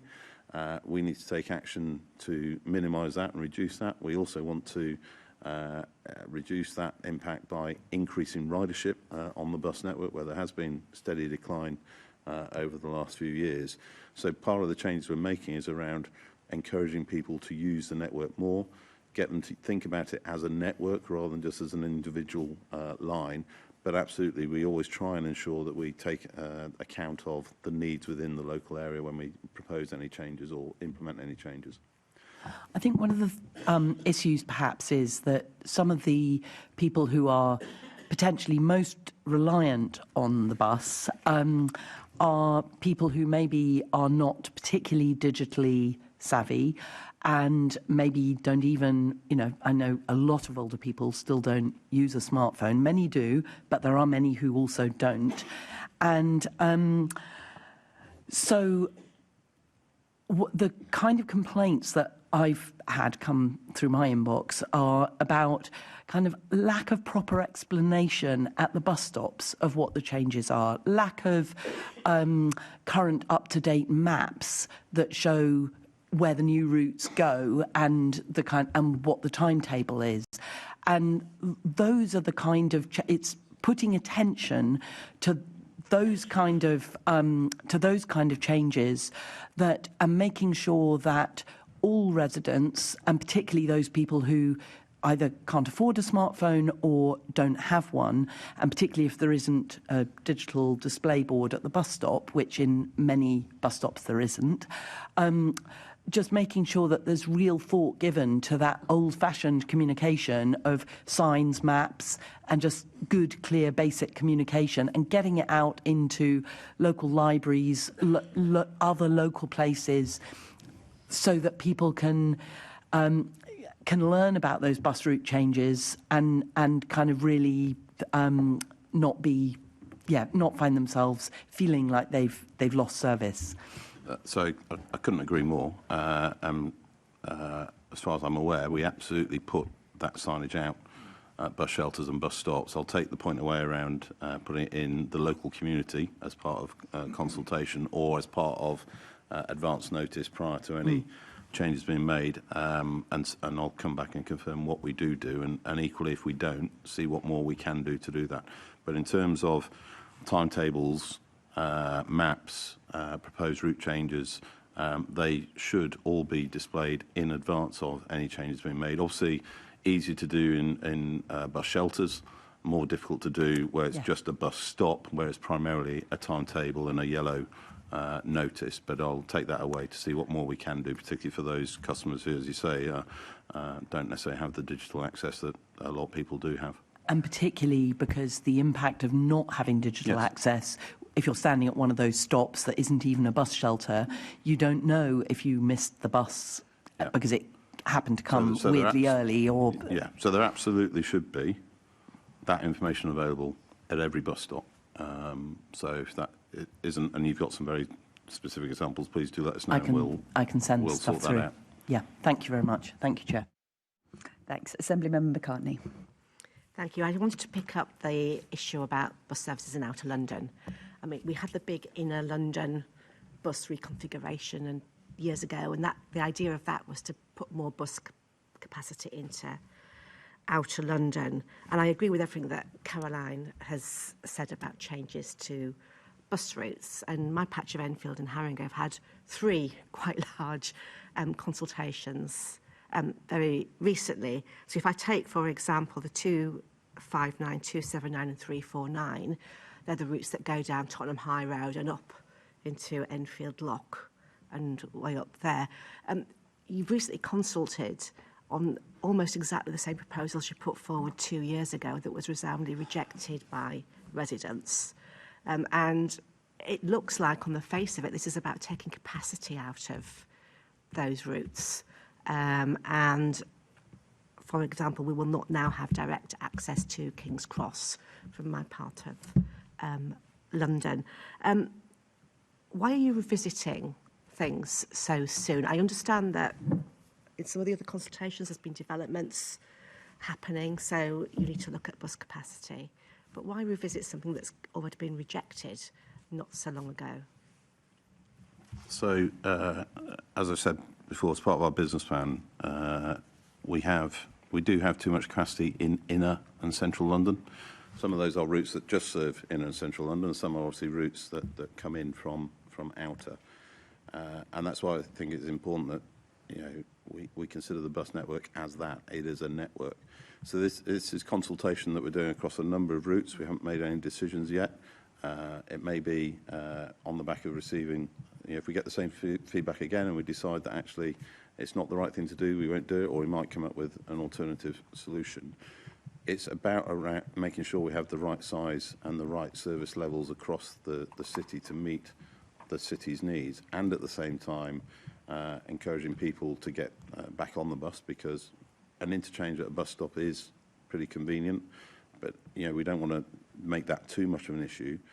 But equally, we have to recognise we've got a hard financial impact as well. If we do nothing, our bus subsidy is going to rise hugely over the course of this business plan and become completely unaffordable. Now, we've got to tackle the cost and the performance, but we also want to make sure we have the opportunity to grow services elsewhere as well and do that in the most affordable way. So I'm not familiar with the details of the previous consultation, but I want to assure you we're taking this consultation seriously. We won't implement everything that we're consulting on, because otherwise that just, why would we consult? Because, we'd just be ignoring everybody's views. We need to take them all into consideration, and some we'll act on, some we might make some changes on, and some we might not implement.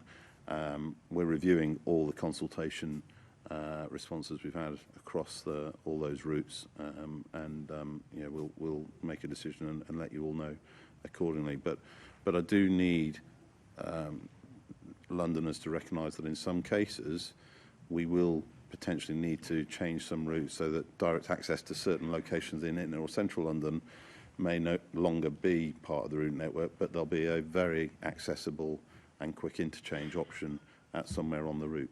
Okay, thank you. And Chair, if I can just relate to Outer London, but this also affects Inner London, can you just give us a quick update about your negotiations with government about devolution of the Great Northern Line? The franchise obviously comes to an end in 2-3 weeks, and as I understand it rolls into Great British Railways, but hopefully it's going to come back out to you. So we very much hope so. So GTR, who are the operator of the whole Thameslink franchise, as you say, transition into the DfT operator. I think it's in May, or maybe March, I can't remember, but it's in the next few weeks. We continue to have positive engagement with the department around our request to devolve the Great Northern Inners, so as you rightly say, Moorgate and Old Street into Hertfordshire. We have made a strong case, we think, for bringing that in to be part of the London Overground network. We think we can increase the frequencies without impacting the East Coast Mainline services, which is obviously something that the department and Network Rail want to protect.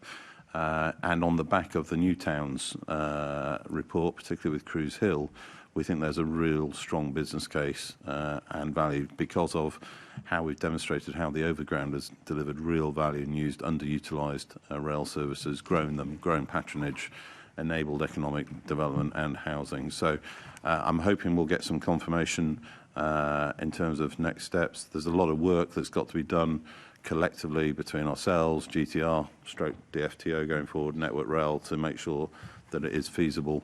But so the dialogue has been pretty encouraging so far. Good. Thank you. Thank you, Chair. I just want to follow up before I go to Assemblymember Desai on what Assemblymember McCartney said about previous changes to routes that had been proposed, I think in summer 2021, maybe 2022. Apologies, don't have them in front of me. All at the same time, I think lots of those, I don't have that in front of me, but I think lots of those have come back. And it strikes me that the reason they were rejected previously, or whether TFA rolled back on them, is because they were proposed all at the same time, Londoners were able to see that this was a wholesale reduction of the network being proposed in inner London, and now it's happening in bits and pieces. Then it's just the general understanding of what is being proposed is not understood. But you say that the TfL have listened to the feedback, and let's see what the feedback's going to be. It's going to be exactly the same feedback. It's going to be literally exactly the same feedback. It just it just strikes me that TfL aren't engaging honestly with Londoners about exactly what's changing, if making lots of small changes, lots of route curtailments, lots of frequency reductions all across inner London. And while I accept the budgetary challenges, ultimately Londoners are going to decide what transport they want, and if they want their buses to operate in a certain way, is that not something that you should be listening to, rather than bringing back the same changes that clearly TfL are going, well, we've always wanted to do this, we're just going to ask you again in 3 years' time? So I have to disagree with the comment around us being dishonest. I fundamentally take issue with that. That is absolutely not something that we do. We won't always agree, or we won't get everybody to agree with what we propose. My role is to make sure we provide a safe, reliable, affordable transport system for London. I don't think we've looked that there were elements done post-COVID because of the funding challenges and the requirements of the government at the time that the Mayor and ourselves pushed back on in terms of that. But we are now, as part of our business plan, looking at how do we make sure we have a bus network that is fit for purpose for our city, that meets Londoners' needs, that is affordable, and that takes on the opportunity of how we can grow services elsewhere in London as well. So all I can sit here and assure you is we will take the consultation seriously. Some of that consultation may say exactly the same responses we had previously. We'll need to assess whether or not we can progress or not those changes. But what I will do is absolutely commit that we will be open and honest and transparent around whatever decisions we make and why we make them. Okay. Deputy Mayor, on that issue, do you feel that Londoners are genuinely supportive of a raft of changes in inner London which are reducing their access to buses and curtailing routes and reducing frequency? Do you think inner Londoners overall understand that and are supportive of that? The premise of your question is that there is a reduction in service and access to buses. So, there is, though. Don't disagree with me on this. In Inner London, it's absolutely explicit and has been for a number of years that TfL want to reduce it in Inner London to expand it in Outer London. That shouldn't be something that you disagree with, because that is actually what's happening. I'm disagreeing with. I'm pointing out the premise that is about reducing access. Londoners would not support reducing access. What Londoners want is a bus network that turns up reliably, regularly, and that takes them to the places they need to get to. That's only really been possible since the Hopper Fare. The Hopper Fare provides a network where previously a bus route would have to take somebody from their point of origin to their place of destination, and if it didn't do that, it wasn't of much use. Being able to obviously change onto a different bus, to take advantage of the bigger network that we have particularly in Outer London, where, for example, people are on average able to access the Superloop route with just one change from a bus route. That is about increasing access, increasing options. And sometimes where you have some corridors, for example, where there are 96 buses an hour, to name one famous example, if that route allocation were more spaced out, it can actually provide a better customer experience by providing more regular services to more destinations where people can change onto other parts of the network more easily. So I think the Hopper Fare has completely transformed the way in which it's possible to look at the bus network. And just to draw on Assembly Member Russell's earlier comments about identity and access to the network, it is absolutely true that, of course, the bus network is more flexible, of course, by its very nature than tube or rail. But that doesn't mean that people don't have a very strong sense of identity to their local routes that they become very familiar with and very attached to, which is why, if there are any changes, they have to improve the customer experience, and that change has to be adequately communicated and consulted on, which, of course, is what TfL are doing. But if you're asking me, would Londoners support a reduction in access to the bus network? No, of course not. OK. On to the Superloop. Assembly Member Desai. Thank you, Chair. Good morning. My question is to you, Commissioner. Commissioner, what plans are there for further Superloop routes beyond those already announced? Thank you. So I'm really proud of the Superloop. It's something that we came up with in relatively short order and implemented, probably the quickest thing TfL has implemented in its 25-year history in terms of a new operational network. And it's delivering real benefits. We've seen huge increase in ridership on those routes. We've got 4 further routes that are planned or will be under consultation. SL12, Rainham to Gants Hill via Romford, hoping to introduce that later this year. SL13, Hendon to Ealing Broadway. There's some complexity involved in that, particularly because there's some significant tree works that would be required that we need to carefully consider if we wanted to operate double-deck services. SL14, Stratford to Chingford Hatch, aiming for spring next year. And SL15, which is Clapham Junction to Eltham, which should be later 2027. So 4 more routes that we're hoping to launch subject to consultation and, of course, operational and commercial contracts. Thank you. Thank you. Thanks. Yeah, sure you can. So, Assembly Member McCartney, and then, you're on the list, sorry. Can I ask, the beauty of the Superloop, and it's brilliant, and the logo is fantastic too, is that it provides a ring. And, you know, the new Superloops are further out in Outer London. Do you envisage it being a ring as well, where one can just go around? Because I'm hopefully looking forward to one that's going to connect Outer Enfield with Barnet. So we've got a ring at the moment across the whole of London.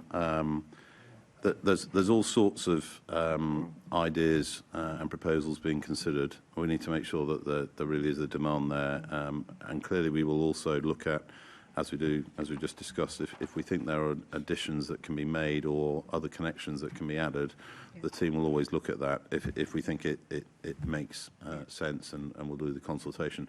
I haven't got any specifics that I'm aware of in terms of that, but certainly I have seen in some very draft informal plans around, do you end up with a double loop or that sort of thing, but there's nothing actively being worked on that at the moment. Barnet, Enfield Town, Chingford. That's what I meant. I will remind the team. We may have entered the transport request section of the meeting. Assembly Member Tyrrell. Thank you, Chair. Mr Deputy Mayor, if I may start with you'll know from previous meetings we've had about the 320 bus in my constituency that serves some of the most rural parts of Bromley. The 320 is regularly curtailed early due to congestion on the route. Along with one of the Biggin Hill councillors, Sophie Dunbar, I've been running a survey about the frequency of the 320 and what to do about it. So far, 80% of respondents to the survey have rated bus services in Biggin Hill as unreliable. 40% voted the 320 the most unreliable even of these services. 83% said they had been left stranded in Keston, which, for those that don't know the area, is a village. It's not somewhere that runs into something. It's surrounded by fields. 57% of respondents said this happens on a weekly basis. 28% says it happens at least a couple of times a month. The most popular of the solutions put forward, or possible solutions for me to bring here, were a new Superloop route to provide the fasting, reliable connection to other parts of the borough, replacing the 320 with a Superloop service itself so that it can skip some of the congested areas, or additional shuttle bus services between some of the more rural areas. So in the event of getting stranded, you don't have to wait for another bus to come out the same congestion you've just been caught in. Will you take those suggestions away and look into them? Absolutely. Look, I think you've just illustrated perfectly the rationale for the Superloop, which is that we have an historic model where buses serve inner and central London, getting people to and from the centre of the city. Clearly, there is a lot of demand, as we can see from the figures that the Commissioner has given in terms of the uptake of ridership on the Superloop. There is a lot of demand for travel around outer London by public transport. Perhaps that's previously only been available to those who have access to a private car. Making it an option for people to travel by public transport is very important. So look, absolutely take away the 320. Very clear feedback that you've given, and the purpose, as you say, of the Superloop is to meet what is a clear demand there, and I think you've just illustrated what demand looks like, and when people feel their bus service isn't delivering the strength of opinion that is attached to that. So I'll definitely take that away. Thank you very much. Now, building on that, when the Superloop was announced, it was intended to improve connectivity in areas which are being historically more reliant on cars. But the routes announced so far connect up pretty well-served town centres already. They don't, leads on what Assembly Member McCartney was just saying, a lot of the more rural aspects of outer London, which are the most dependent on cars, are still underserved by bus services. So how does so will it builds on that question about what is going to be done to look at this hole in the logic of the Superloop? Yeah, I'm not sure it's a hole in the logic in the sense that obviously where you have denser areas, they're going to need denser bus services, which of course, when we talk about inner and outer London, there is a tendency, I think, to think of outer London as not having dense areas, which of course couldn't be further from the truth. There are, as we know, a series of villages and towns that make up this great city, and some of those villages and towns are extremely dense and more representative of city centres perhaps elsewhere in the country. So it's important that we have a dense network as well in outer London. It will often be the case that more rural areas will have a less dense bus network as a result. But the key here is that the services that cover rural areas, and I should remind people that 97% of Londoners live within 400 metres of a bus stop. That's across Greater London, including some of the more sparsely populated areas. What is important is that the bus routes that serve those areas are frequent enough and reliable enough to connect to the Superloops, to connect to the transport nodes, and to connect to those denser town centre networks that we want to create in Outer London.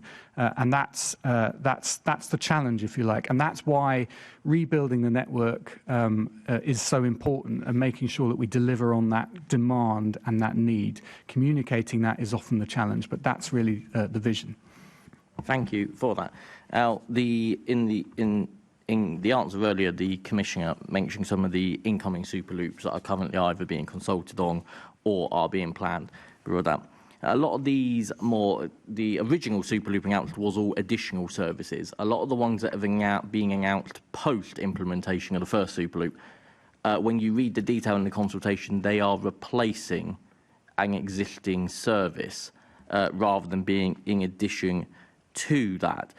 So could you just touch upon what the impact on capacity in some of these places will be by having these as replacement services, not additional services? So there's a mix of services which have been, or some two were converted from the old X routes, and as you say, some are brand new and some are looking at how we improve the journey time on certain routes. I don't have the data to hand, but I'd be very happy to write to the committee with explaining where there has been, what the impact or not has been. Generally, though, even where you put a replacement in, we still have a bus corridor with other services, and overall the ridership has grown. But I'll very happily write to the committee with some detail on that. Thank you very much. And the Chair will be pleased. Final question on this will be the decision to use the Superloop as being an express service, using it to replace existing routes, so having fewer stops along those routes. Is the rationale for that driven by increasing bus speeds? No, the rationale is driven by where we think the majority of people using the route want to get to. And therefore it's providing the capacity for those who are taking shorter journeys, but at the same time providing a reduced journey time for those who are taking longer journeys. Thanks. Bus questions always welcome. And perhaps we need to be looking at breaking down bus journey times and speeds between the Superloop and the rest of buses to pick up that point. Assembly Member Prince. Thank you. Well, I did have one or two questions written down. I've now got even more. So, if we look at the Superloop that you refer to, one of the new proposed routes that ends up in Romford, I thought that the idea of the Superloop was that it was to join up the ends of the spoke, not to add to it. I mean, I do know that we've been very badly served by the Superloop in Havering. I know that the Member of Parliament is very keen to take Havering out of London, but looks like TfL already done it.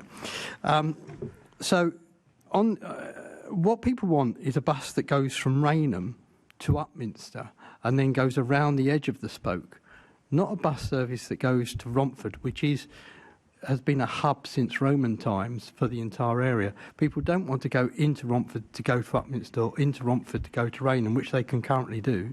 They want a bus that takes them from Upminster, Rainham, Upminster, Harold Wood. So you deal with the stations that are on the outer spoke.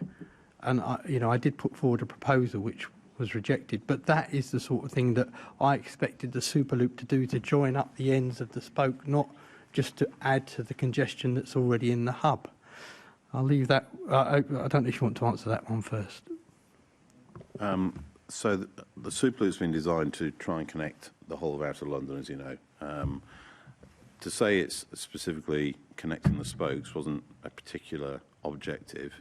We clearly want to make sure that it is serving the best needs. So I'm afraid I'm not familiar with the geography or the area. So I will ask the team again to look at that, Assembly Member Prince, and see if there's more we can do. The principle, though, that I am pushing for is how we improve Outer London connectivity. Superloop isn't the only thing that we're focused on in terms of improving Outer London bus services.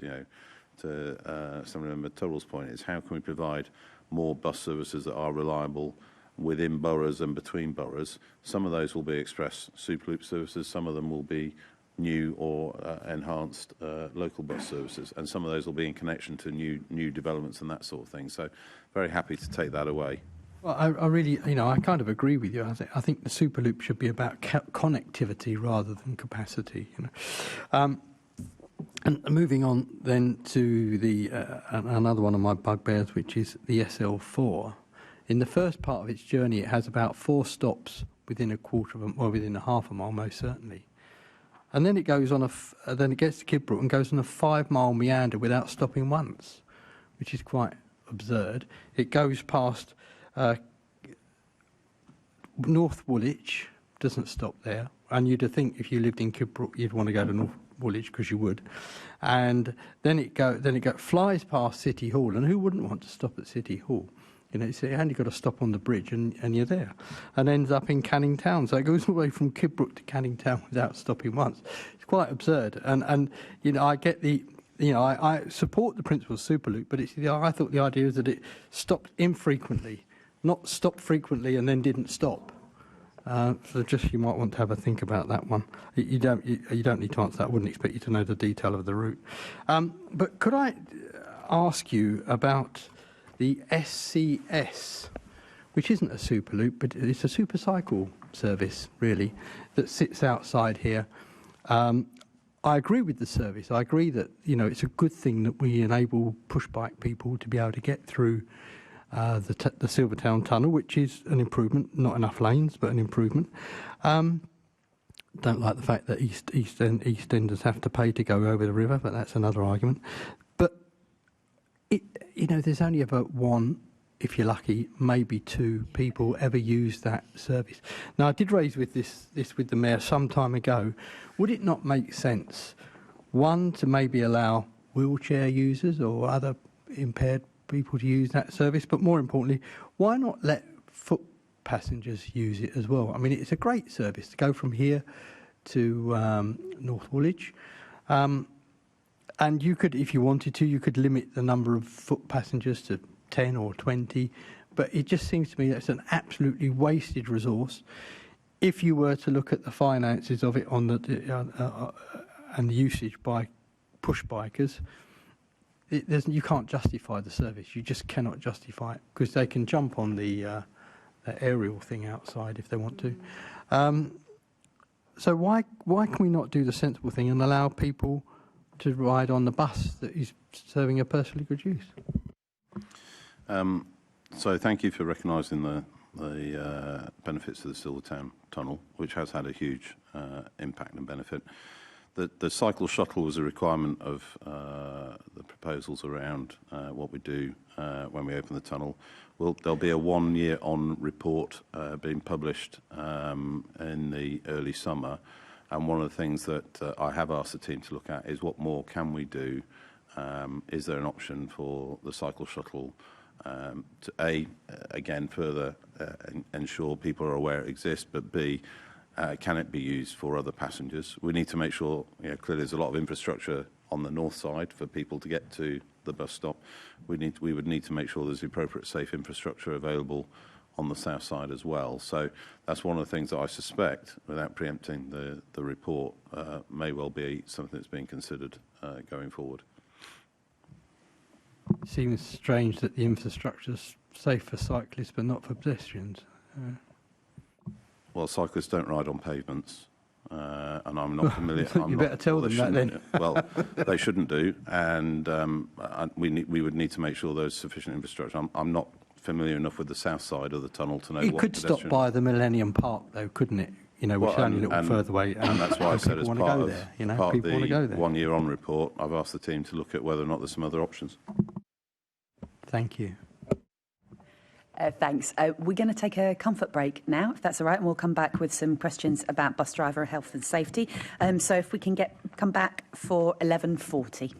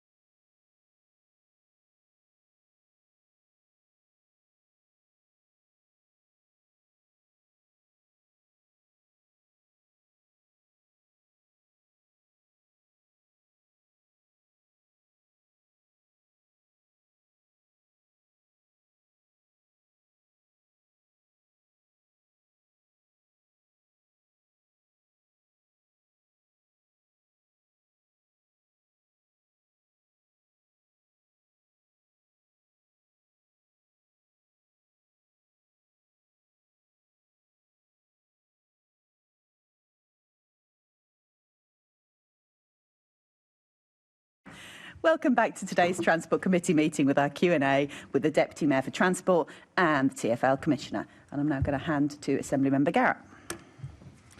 Morning.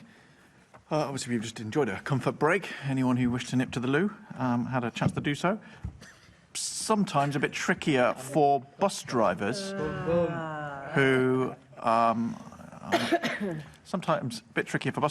may find that there are no such conveniently located facilities as we have it in City Hall, along with a number of other issues that we've raised before, but me personally and the committee, such as excessive heat in the cab on hot days, which obviously is exacerbated by the lack of access to toilets, because TfL's advice to passengers would be carry water with you and drink it on hot days. And obviously, if you're not sure if you've got loo access, that's a risk. Obviously, we're now really out of the cold weather, hopefully, but in winter, some cabs aren't very warm, and that seems to have been an ongoing issue.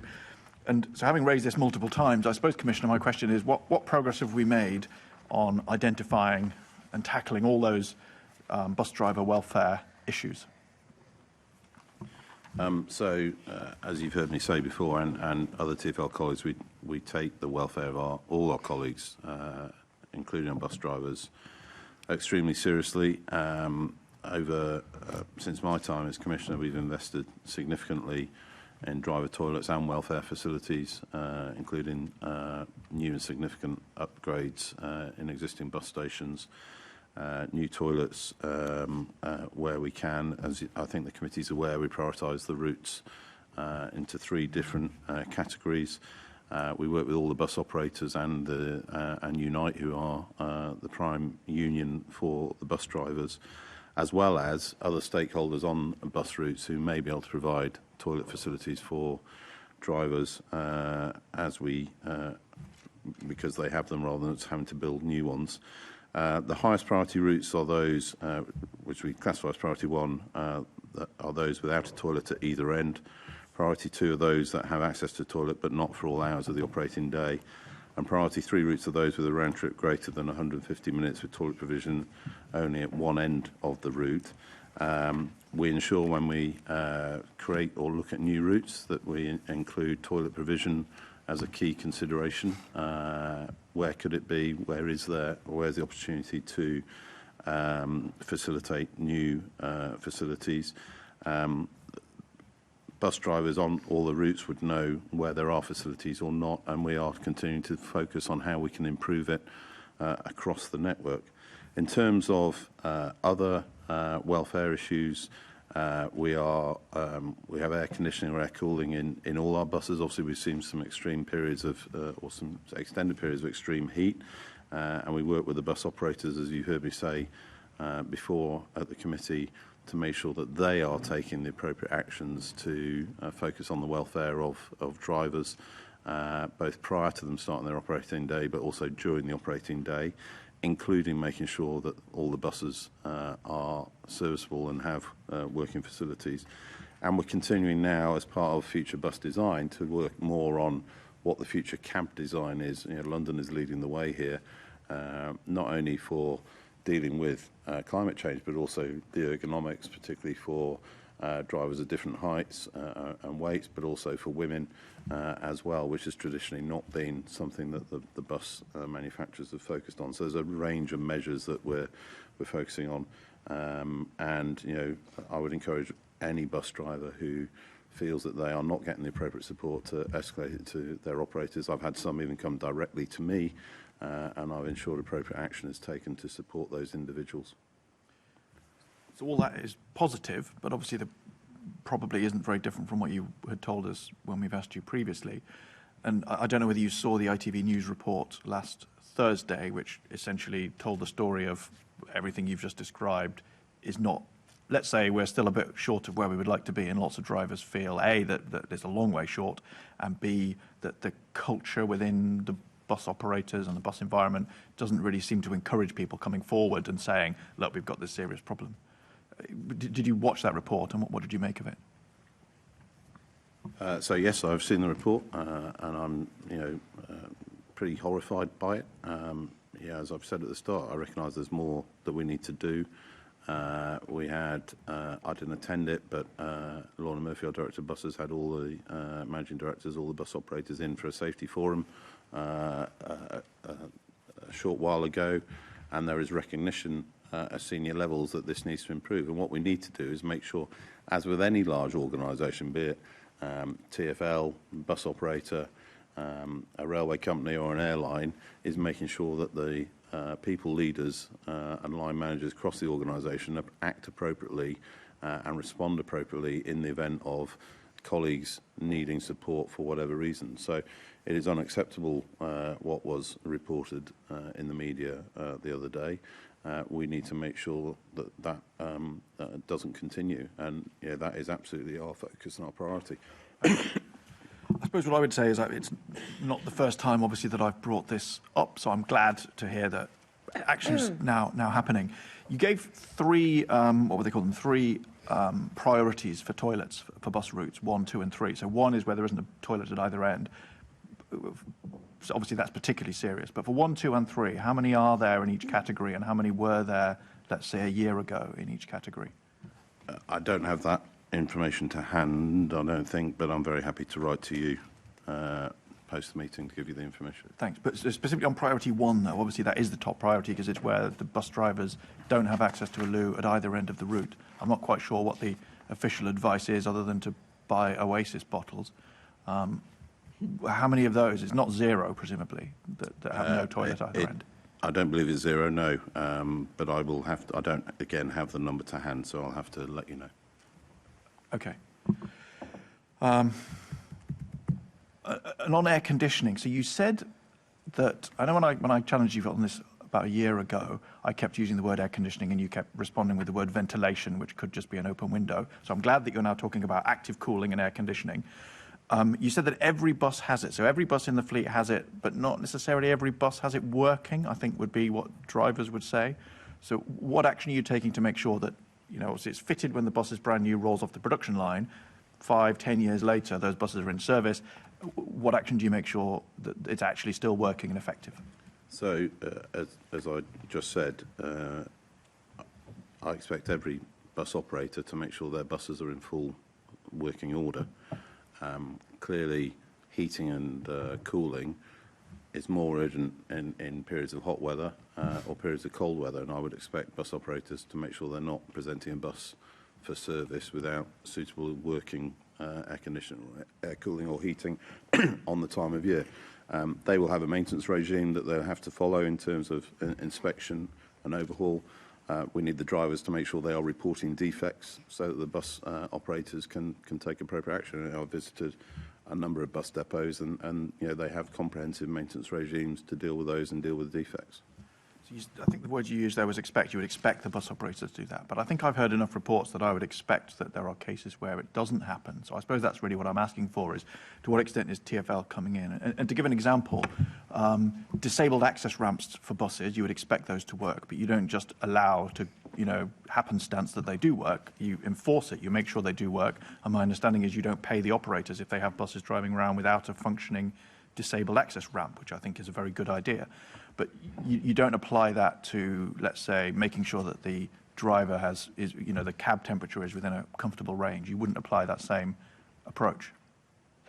I don't believe that we have that sort of regime in place, and we don't have the resource or the ability, nor should we, to go and inspect every bus before it enters service every day. That is the operator's responsibility. That's part of their safety and operational requirements. Yeah, I think what I would expect is maybe dip sampling, something like that. That would be the normal approach. So my understanding is that we do that when we go and visit, either when we go on board buses in service or when we go visit depots. I don't have the detail to hand, but I would certainly expect us to be doing that.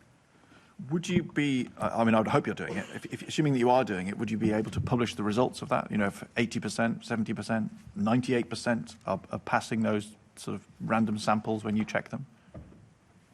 Well, let me take the action away to see what data we've got, and then I can write to committee and let you know how we do that. And I don't know if, whether or not we'd make that public or not. I've got nothing particularly to conceal, but I need to understand what data we've got and how we report it. I think the reason I ask for it is obviously it would help to reinforce the idea that this is something that TfL is taking seriously and is on the side of the driver, and would help it would help us to get out of this problem whereby drivers feel that it's not working properly, but they're not quite sure whether they can really. In fact, I'll put it stronger than that. A lot of drivers feel they can't raise it because they, flag themselves as a troublemaker. Whereas if TfL is coming in, testing it, going, well, this is not good enough. only 75% of buses on our spot checks have got working air conditioning.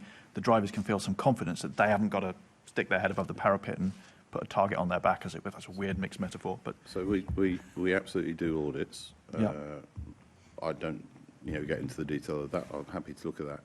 But I would equally, and I've been very clear when I've had bus drivers contact me directly, I expect bus operators to take action when bus drivers report defects or refuse to take a bus into service because it hasn't got the appropriate working facilities. Now, there will always be times in any transport sector where there will be certain pieces of equipment that are not safety critical and that will enter service because it's allowable under a maintenance defect or whatever. But we need to make sure in particular when it's periods of cold weather or hot weather that we've got cooling and heating facilities for bus drivers, and they should absolutely have the ability to refuse to take a bus into service, or clearly they're mechanical, they can fail in service, take the bus out of service if they feel it needs fixing, and the bus operator should respond accordingly.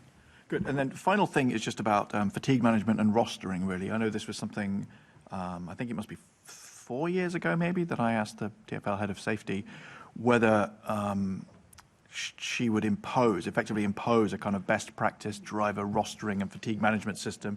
So obviously this is something TfL has a huge amount of expertise on, from London Underground, TfL Rail, and actually the trams subsequent to Sandylands. This was a big lesson learned, and I've seen improvements in that. I think there's been some movement. Are we at the point where TfL is effectively saying we're now confident that the rostering and fatigue management approach to bus drivers is just as good as, let's say, tube drivers or tram drivers? So we take the issue extremely seriously, and obviously with my background in aviation, I'm very familiar with it. So, we're in regular discussions with Unite the Union and the bus operators around what more we can do. Excuse me. I would not yet sit here comfortably to say we're at the leading edge of that. But I think we're certainly probably at the forefront in terms of UK bus operations. I think there is more that we can do. Clearly, if you take the trams, we have very specific technology installed on the trams post the Sandylands tragedy. We want to do that. I would love to see that sort of technology rolled out more widely in transport, but there are issues that need to be worked through with the unions on that, and the cost. And with the operators. This is the kind of eye movement detection, sleep exactly. detection stuff. And we want to make sure we have rosters that do not create fatigue and that enable the bus operators to have the appropriate welfare and well-being. But we're making progress, I think. More to be done. But when I look at the trams, it's not just, the eye detection movement thing is a small part of a huge culture change, in the whole kind of driver welfare, driver well-being outside of work as well as in work, understanding that health conditions can have an effect. If someone's got sleep apnea, that's affecting their fatigue.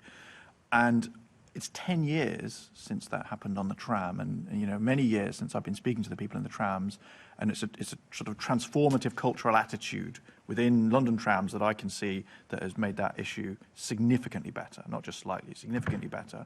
And I can't understand why it is that 10 years after that Sandylands crash, where this fatigue thing came to light in a TfL surface environment, why it is we're still having what I would call a sort of tentative conversation about doing better, rather than a much clearer, bolder conversation about, we know how to do this on London Underground, we now know how to do it on the trams, we've got years of experience. Why are we not there on the buses? I don't understand why it's just so different. Well, I think trams was tragically after a horrific incident where a number of people lost their lives and were seriously injured. So much smaller operation. And I think it didn't actually go live till 2020 or even 2021. So we're talking about that sort of technology being installed on 9,000 buses with multiple companies. Sorry, I don't want us to obsess about the eye movement technology. It's really, that's a small part of a much bigger cultural shift that I think is much more important. The rostering, the driver welfare, the whole thing, shift patterns. So I don't think we're doing this tentatively. We are trying to do it robustly across the whole operation, but we operate the biggest bus network in Europe.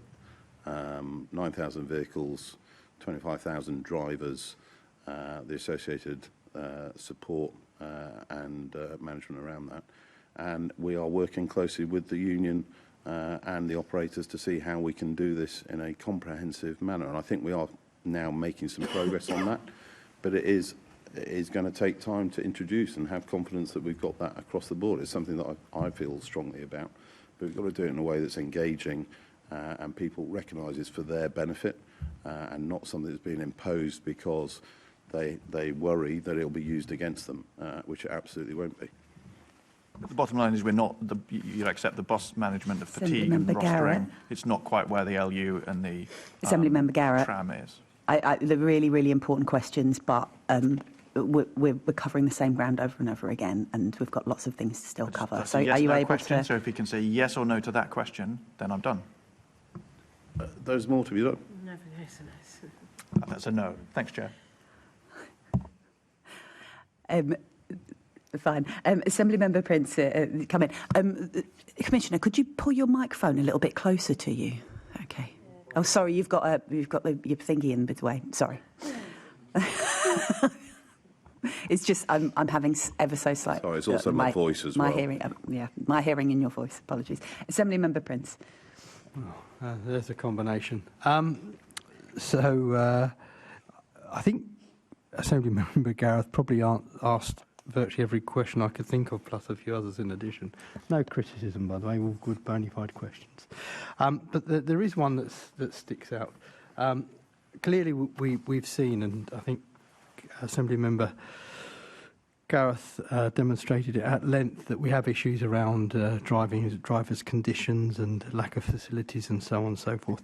So do you not think it is time that TfL actually began to recognise and accept that there is a need for the Bus Drivers' Bill of Rights?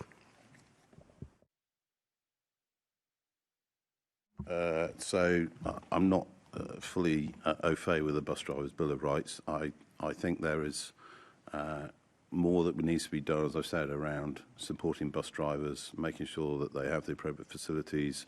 They are highly valued, critical transport workers. So, if the Bill of Rights progresses and that enables them to have more rights, then I'll be supportive of that. But we need to do this regardless of legislation or Bill of Rights. We need to be doing this as a responsible transport operator with the bus operators and in partnership with the trade unions. But TfL could, if you're not familiar with it, I'll send it to you. But the TfL could have just adopted the Bus Drivers' Bill of Rights if it so chose to do. I can't commit to something that I'm not familiar with. So appreciate that. So I'll let you off the hook, and I'll do you want to give us? And we have had responses in writing, but do you want to come back on writing on that? Then? Is that okay? Yeah, is that okay? No worries. Thank you, Assemblymember Prince. So it's coming to me. I'd now like to ask the Commissioner about a tragic death that we had on our network back in 2023, that of Brian Mitchell at Stratford Station, and to follow up on the inquest that was held late last year. And I'm sure all the committee and our guests, and I'm sure you will, like to express how deeply sorry we are to friends and family and anyone who's killed or seriously injured on our network. It's not acceptable, and I know that you know that, and how committed we are to learn those lessons. So we requested in January that TfL share the response to the senior coroner's report, and you have done so, and thank you for that. Can you tell us verbally what TfL are doing to make sure that incident, or anything like it, never happens again?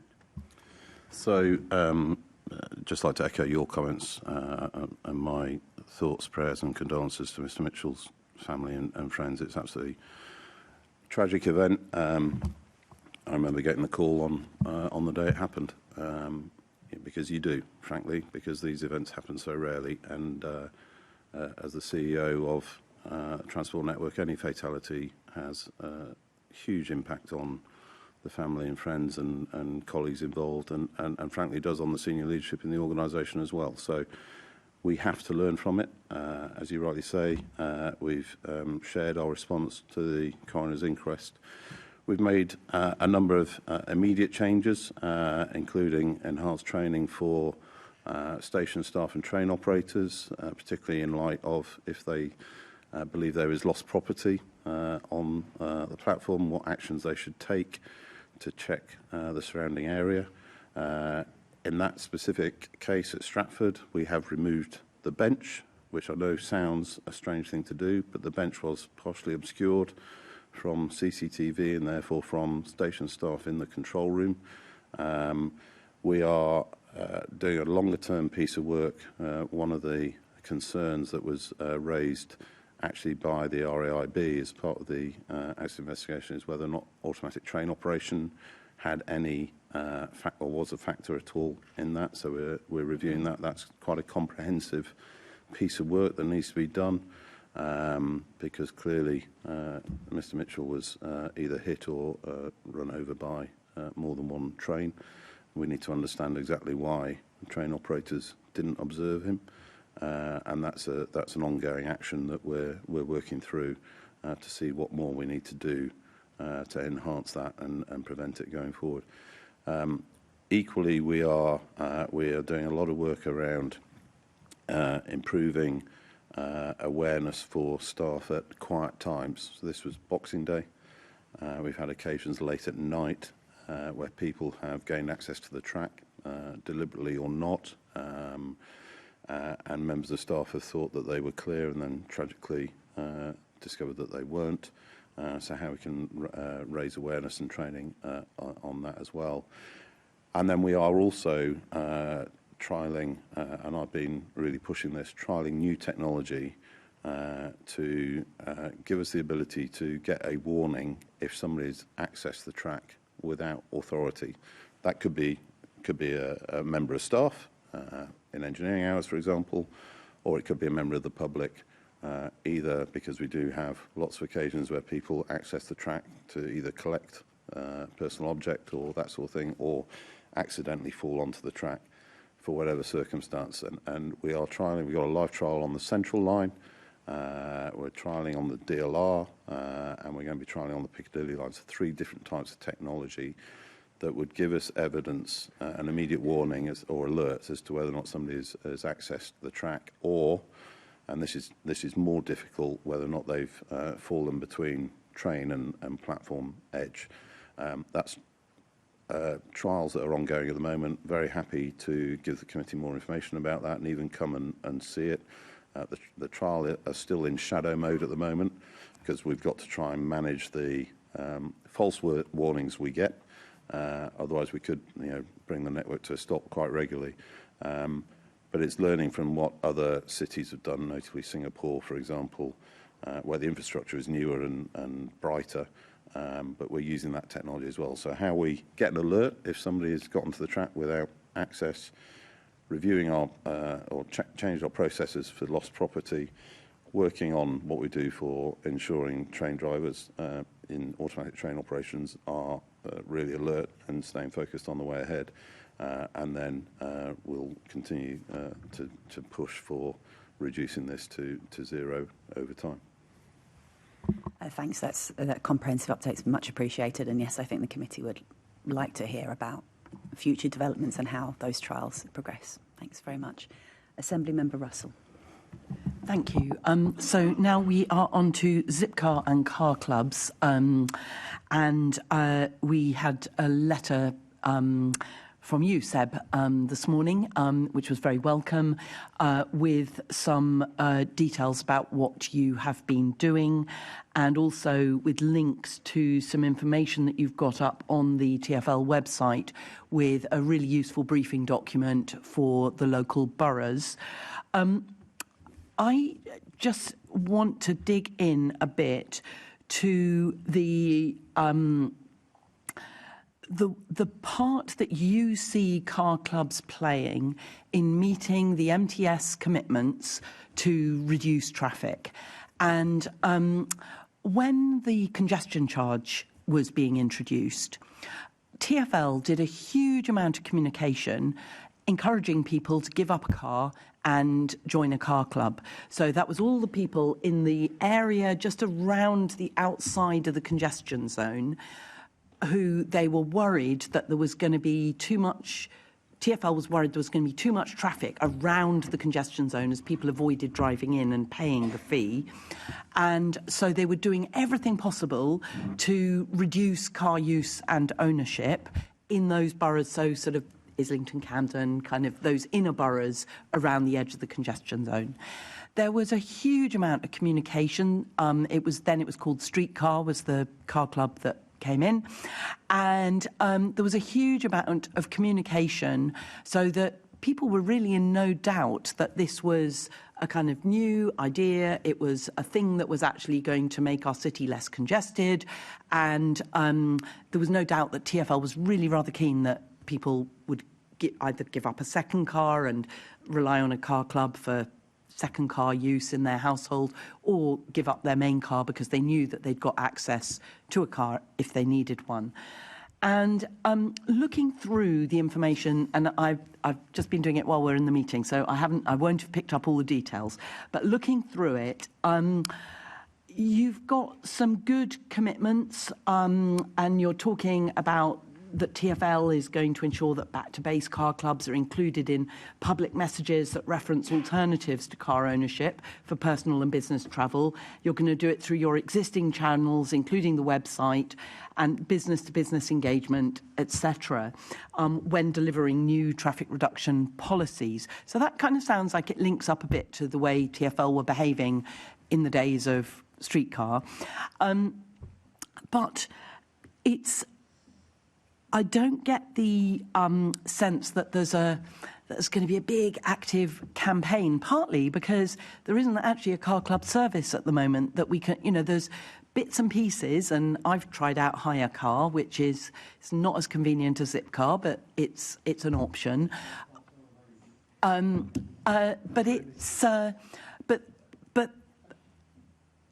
I don't get that sense that there is a mission at TfL to make sure that there are still viable car club services for Londoners who do want to give up on car ownership and reduce their car use to be able to access. And I just wondered if you could say anything about that.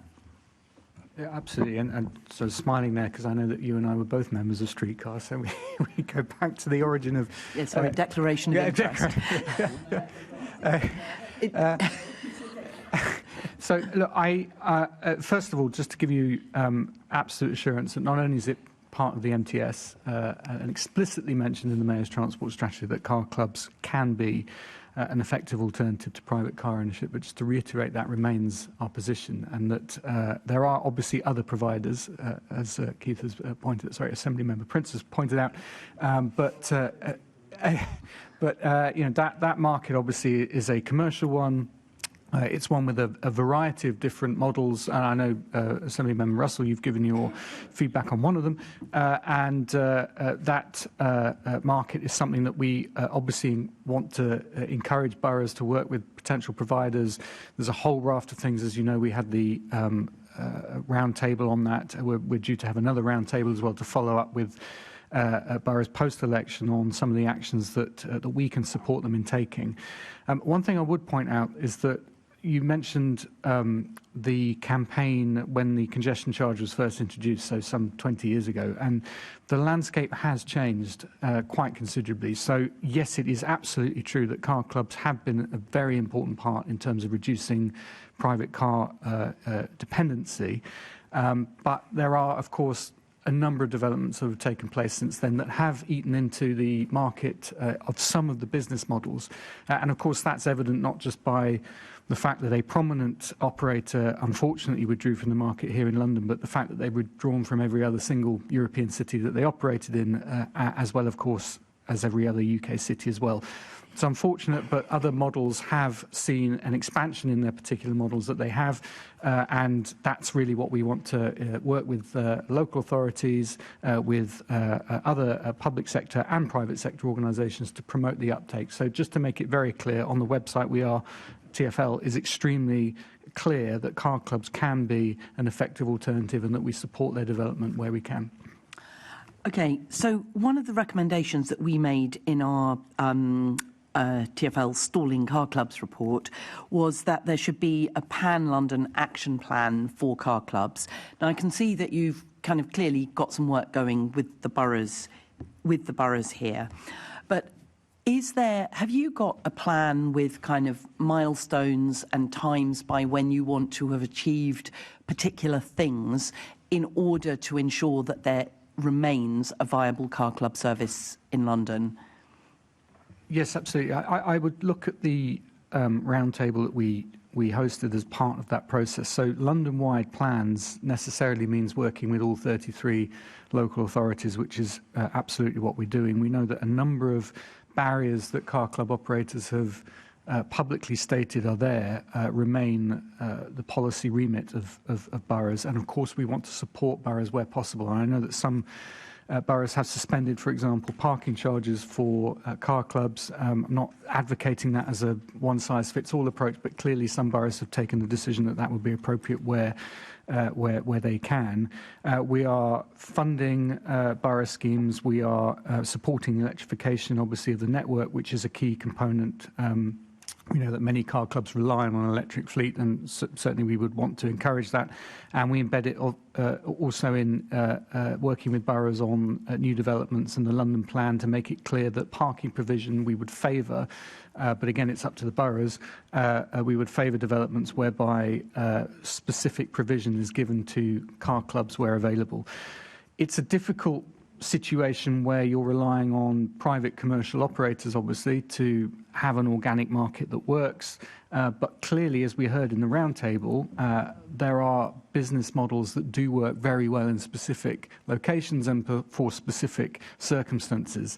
What we want to see is, can there be an ecosystem whereby different specific circumstances can meet the very clear demand that Londoners have? It might be the case that that Zipcar fulfilled a big need that met the demand for a large number of Londoners. Can one provider meet the demand that Zipcar provided? I don't know. I don't have the answer to that. But an organic ecosystem of different types of car providers might well do that. And you'll have seen already a number of different operators advertising, stating very clearly that they can do that. And my hope is that they will, and we'll do everything we can to support the ecosystem being right for them to do that, which involves working very closely with the boroughs. And can I just check, because this is obviously an example of sort of monetisation of the public realm. You've got private operators doing things, and we've obviously got, and we're not dealing with this in this bit of questioning, but private hire, Uber, and now we've also got AVs coming down the tracks. And I'm not getting into that conversation because it's coming up later. But are you thinking strategically as TfL about how Zipcar kind of car clubs and that model interacts with the other ways that the public realm is being monetised in our city? Have you got a kind of bit of an overview on all of that? The short answer is yes, but the difficulty here is I think the key role that City Hall and TfL have is to be able to coordinate the conversation across different parts of the city, which I think hasn't been happening, but now is. And I think that is the key difference here. Perhaps there was too much reliance on one particular private operator to fill the gap. I think now there is a recognition that we do have to do everything we can to enable those conversations to take place across the city as a whole. There's no one else that can do that other than the GLA and TfL, so that's what we see our primary role as being. Okay, thank you very much. Back to you, Chair. Thank you. And Assemblyman Russell gave you a sneak preview. So we're now going to have some questions on autonomous vehicles. And over to Assemblymember Bakari. Thank you very much. I'm going to go to the Deputy Mayor first. Does the Mayor support the rollout of AVs in London? This is something we're watching very closely, as you would expect. So just to be very clear about the current situation, so the ability for autonomous vehicles to be on public roads is a matter for the DFT. They regulate, obviously, the access to public roads in the country as a whole. Passenger service, that is people paying to access and use an autonomous vehicle, that would be under the remit of TfL, and currently are no passenger services, and they would be subject to a particular process that legislation is covering. There are potential advantages, of course. Potential advantages could be a reduction in dependency on private car use. It could be an improved safety record in terms of autonomous vehicles driving on the streets in a way that is potentially statistically safer. But there are obviously potentially clear disbenefits as well. Additional vehicles adding to congestion, the impact on the livelihoods of people who rely on driving as their livelihood, and of course the technology is extremely new, and although the operators, the developers I should say, are at pains to point out the good statistics, an awful lot of work needs to be done to determine whether or not they do have a net benefit on safety. So this is something that we are watching extremely carefully and working with the DFT as well to evaluate what their assessment is on a national basis as well. Clearly it's going to need a lot of interaction between us and national government, but as I say, any passenger service that potentially would enter into operation would need to be regulated under the private hire and taxi scheme that TfL already has.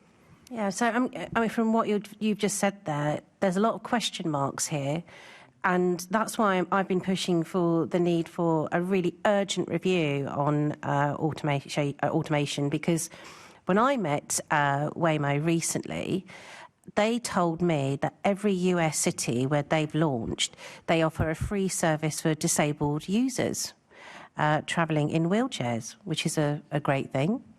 But that does mean that if that potentially happens here, what's going to happen to the black cab industry? Because we've heard already that they are a fully accessible service.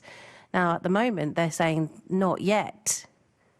But if it happens, that means that that whole industry is, we're under threat right now with this industry. It's going to be a massive threat for them. So are you going to consider doing an urgent review to really tackle that instability and that market competition that this is going to potentially bring into London? So I personally haven't heard about the free service for wheelchair users. But you will be aware, I hope, of the AI task force that the Mayor has announced, which will look at a whole range of potential impacts of AI, as well as looking at the potential opportunities as well. Make it clear that it's right that we look at the opportunities as well as the threats. Transport is going to be a very big part of the work that task force does, and it's certainly at TfL we have been engaged in a number of conversations already looking at the potential impact on a whole range of different areas that we operate. So yes, you're right to point out the threat. I think the opportunities as yet remain unproven, and the AI task force is the principal forum by which the Mayor is assessing and analysing the various impacts that AI might have. Specifically on the impact on accessibility, though, I'm really keen to make sure that we're really listening to the voices of the disabled community. You've heard me say this before. So will you consider having an accessibility roundtable, including the passenger service operators with the deaf and disabled communities, just to really hear from them to find out what they think about this change and really will it benefit them? Absolutely. I mean, I don't want to preempt the work of the task force, obviously, and I don't want to kind of determine what the structure of the various working streams will be, but it's absolutely essential, as you say, that we have full and proper engagement with a whole range of communities, including, of course, disabled people whose needs will be as diverse as any other section of society. But it's so important that we do hear from the concerns, the needs, and potentially, what might the opportunities be here as well in this space that we currently, we talked about the barriers to accessing a public transport network earlier. Are there scenarios in which AI could actually help break some of those barriers down? Absolutely, we want to have that engagement. Great. I'd like to get some more information about this roundtable then, if that is going to happen. That's really good news. I'm also been pushing on the need that we do need to have somebody representative in TfL, and Andy, you know this, that I've been pushing for somebody within TfL that can really push for the taxi and private hire sector.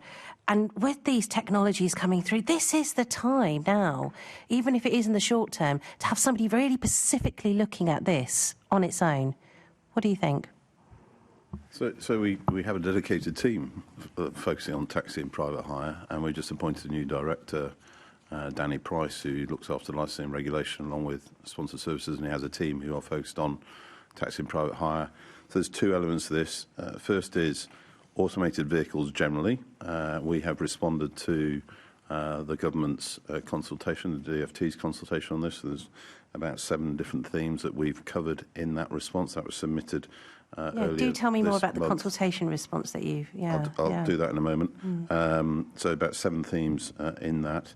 And then Christina Calderata, our Director of Strategy, is looking more widely around the potential impact of autonomous vehicles on London. So bear in mind, autonomous vehicles are allowed on London's roads today, but what we're talking about at the minute is, can they be used for private hire and carriage of people for a charge? They would have to meet the licensing and regulation requirements of that. Currently, no driverless vehicle can do that as it stands, so we're working with the department on that. In terms of our consultation, we've been very clear, safety comes first. There could be potential safety benefits, there could be disbenefits, we don't know yet. We're focusing on devolution because, again, there is a risk here, depending how the government introduce this, that actually the Department for Transport would have greater regulation on autonomous vehicles than TfL currently has. And we need to be really clear that this doesn't cut across around London's devolution powers, and particularly the mayors and TfLs. We've already touched on, Deputy Mayor's already touched on the potential risk to increase congestion. If they're not all EVs, I'm sure most of them are, but if they're not all EVs, pollution as well. We've got to be able to enforce and manage these vehicles going forward if they are being used for commercial purposes. We've got to make sure there's a really strong regulatory framework around it that doesn't cost London more money. We need to be able to recover those costs. And then finally, we've touched on accessibility, security and safeguarding. So we want to make sure that whether or not they're introduced with a person behind the wheel or whether or not they are completely autonomous, that there are the appropriate safeguards in there. I've not heard, until you mentioned it today, around any proposal for free access for disabled people, but all of that needs to be considered. So we submitted that earlier this month. Okay, so you weren't aware about the free... Yeah, that's interesting. That's very interesting. As far as I'm aware, that's not been mentioned by anybody. So it's interesting that they've said that to me, but not to you. That's what I think is fascinating. And why we're in this situation right now. Why? I mean, I think we need to push more for more information. And I'm concerned about the trials now. Are you confident that the trials will really give you all the information you need to inform regulatory and licensing decisions? That's what we're in discussion with the government. We currently, there is no trial involving TfL. The trials are around how autonomous vehicles drive on the roads. There's no trial around any form of commercial use that I'm aware of or that we're involved with, and that's part of our consultation response. We want to engage with the DFT to understand what that looks like. Okay, so I mean, I have actually been pushing in a motion to make sure that there was an urgent review, that we did get a roundtable. I'm glad to see some movement on those particular issues, and I look forward to hearing more from you. Thanks very much, Assemblymember Bakari. Just on that consultation response, is that something you're able to share with us? I don't see why not. I'll check with our government relations team, but I don't see why not. It may be something that we ask the committee to keep confidential, depending on what the DFT's requirements were on the consultation, but I assume it's probably public anyway. Thanks very much. Assemblymember Russell. Thank you, Chair. So really good to hear that you are across all the sort of access, security and safeguarding points, and that you are looking into it all in as much detail as you are. I just want to double check one thing. So you've been very clear that the current trials are just DFT trials on whether they can drive on roads, and that it has nothing to do with TfL. And then you've been very clear that passenger services would be, if they wanted to run any passenger services, that those would be regulated by TfL. So can I just be clear, does TfL then have the power to prevent autonomous vehicle companies running passenger services on London's roads? So my understanding, and I probably need to check with my general counsel, is that if they are proposing to run them as a form of private hire vehicle, they will have to meet the current private hire vehicle licensing and regulation requirements. And therefore, we do have the powers, if they don't meet those standards, to not issue them with a licence, which would then mean they would not be able to conduct those services. If they're choosing to operate them for other commercial reasons, I don't know, online shopping delivery, that is not something that I think TfL would have any ability to regulate or licence. I don't know if they are proposing anything of that nature, but I'll just use that as a different example. Okay, so that would have different kinds of implications for people's work and well-being, their livelihoods, because there's an awful lot of people delivering parcels in London at the moment. And I've got no information that they are looking to that. I just throw that as an alternative suggestion that TfL would. Don't give them ideas.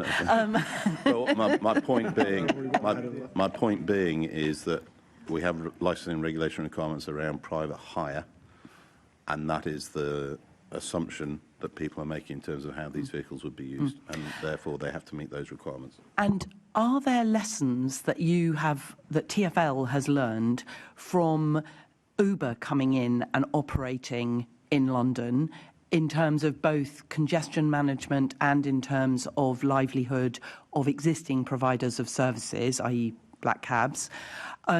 Are there lessons that you have learned that you will be bringing to bear on any kinds of decision making around whether AVs get any kind of go-ahead from TfL? So there's certainly lessons from that, and TfL at the time, as before I was Commissioner, took very firm view around licensing requirements in that particular operator's case. So yes, there are learnings from that. I think we need to be, we already touched on the fact that private hire vehicles are not capped. So, if there is a proliferation of AVs on top of existing private hire, that is going to have another impact to London that needs to be carefully considered. As yet, I don't think we have any ability to cap, but that is something that we would clearly want to think about if we're able to do it. Okay, so, and could one also have problems with cross-border hiring with AVs as well as, Well, potentially, yes, depending on what legislation is in place and depending on what form the AVs are operating. I mean, we already discussed cross-border hiring. I would absolutely want the same legislation change to apply to AVs as it hopefully will apply to private hire vehicles and taxis going forward. Okay, and so do you need more powers through devolution? The cross-border hiring, is that being dealt with in the devolution bill? I believe so. Okay. Thank you, Chair. I think that's lots of very interesting questions, and it's not cut and dried. Certainly is. Assemblymember Mahfouz, have you got a quick question? Thank you. So just on that point, and obviously all the context that you've outlined very clearly there, but hopefully, well, I can't imagine the AVs replacing the iconic black cab in London, but very many PHV drivers, private hire vehicle drivers, will be understandably concerned about losing their jobs in the future and what alternatives they can do in the future. In terms of licensing opportunities that you're currently considering, would you be looking at making sure that there is a fee for the licence if you were to allocate to these autonomous vehicle companies, that they are paying for the retraining provision and support for those individuals to ensure that they are not simply made jobless but actually are able to retrain and go into other decent, well-paid jobs? So I guess there's two elements to that. Firstly, we would absolutely want to make sure that the cost of licensing any autonomous vehicle is commensurate, or the fee for it is commensurate with the costs incurred for doing so. In terms of the wider what would the impact potentially be for the current PHV industry is something, as the Deputy Mayor's touched on, we're very alive to. We haven't got into that level of detail yet. We haven't had any discussion with any of the operators or the DfT around the potential impact to the PHV driver community, or whether or not there would be any assistance. So, but it's a very fair point, and I think it's something that needs to be considered. Thanks very much. Okay, we are now moving on to some questions on capital projects. We're moving into the last couple of sections of questions now. Can I ask Assembly members if they have additional questions to try and wrap them all up into one question so that we can get everyone in? Do you think we can do that? Okay, let's give it a go. Assembly Member Desai. Thank you, Chair. Good afternoon. My question is to you, Commissioner. Commissioner, what mechanisms are you establishing to assure Londoners and potential future Thamesmead residents that the DLR extension across the river will be delivered on time and on budget? So thank you. I mean, we're very grateful for the government support that we got at the end of last year around our case for the DLR extension to Thamesmead. That was most welcome. We are now moving into the next phase, so we are in detailed discussions around phasing of the government financial support for that. We're also in the detailed phase of the wider funding for the scheme, and we are already in early market engagement with the wider supply chain around how we would move forward with the construction of the scheme. The first elements we need to get into is applying for the Transport Works Order Act, how we deal through the planning requirements of that. That will be the key focus for the year ahead. If we can get that approved quickly and smoothly, then that will clearly enable us to start work sooner than perhaps is currently envisaged. So we're pushing really hard. We want to get on construction as soon as. We're doing a lot of detailed review of the land, because obviously, particularly on the south side of the river, it's been used for both munitions and waste in the past. So we need to have real confidence in the state of the ground conditions before we start any construction work. So that is all planned for this year. So those enabling works are going to be really critical. Agreeing the funding detail is really critical, and early engagement with the wider supply chain on how we can do this as cost effectively and efficiently as possible as the key principles. Thank you. Thank you, Chair. Thank you. Just sticking with capital. So firstly, we're looking obviously at delivering a Bakerloo extension. You've already done the Bakerloop to introduce that in the interim. Great to have that named after the chair of the committee, I feel. But how much further funding is required in order to deliver it, and what's the where are we in terms of securing that funding? For the Bakerloo line extension? We're still quite a long way off. The Bakerloo line extension would cost in the order of about £4.5 billion.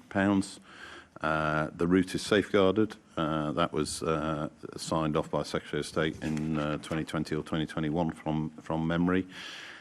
We are continuing to make the case with government and with lots of support from the local communities on why this is the right thing to do, both from an economic growth perspective and a housing perspective.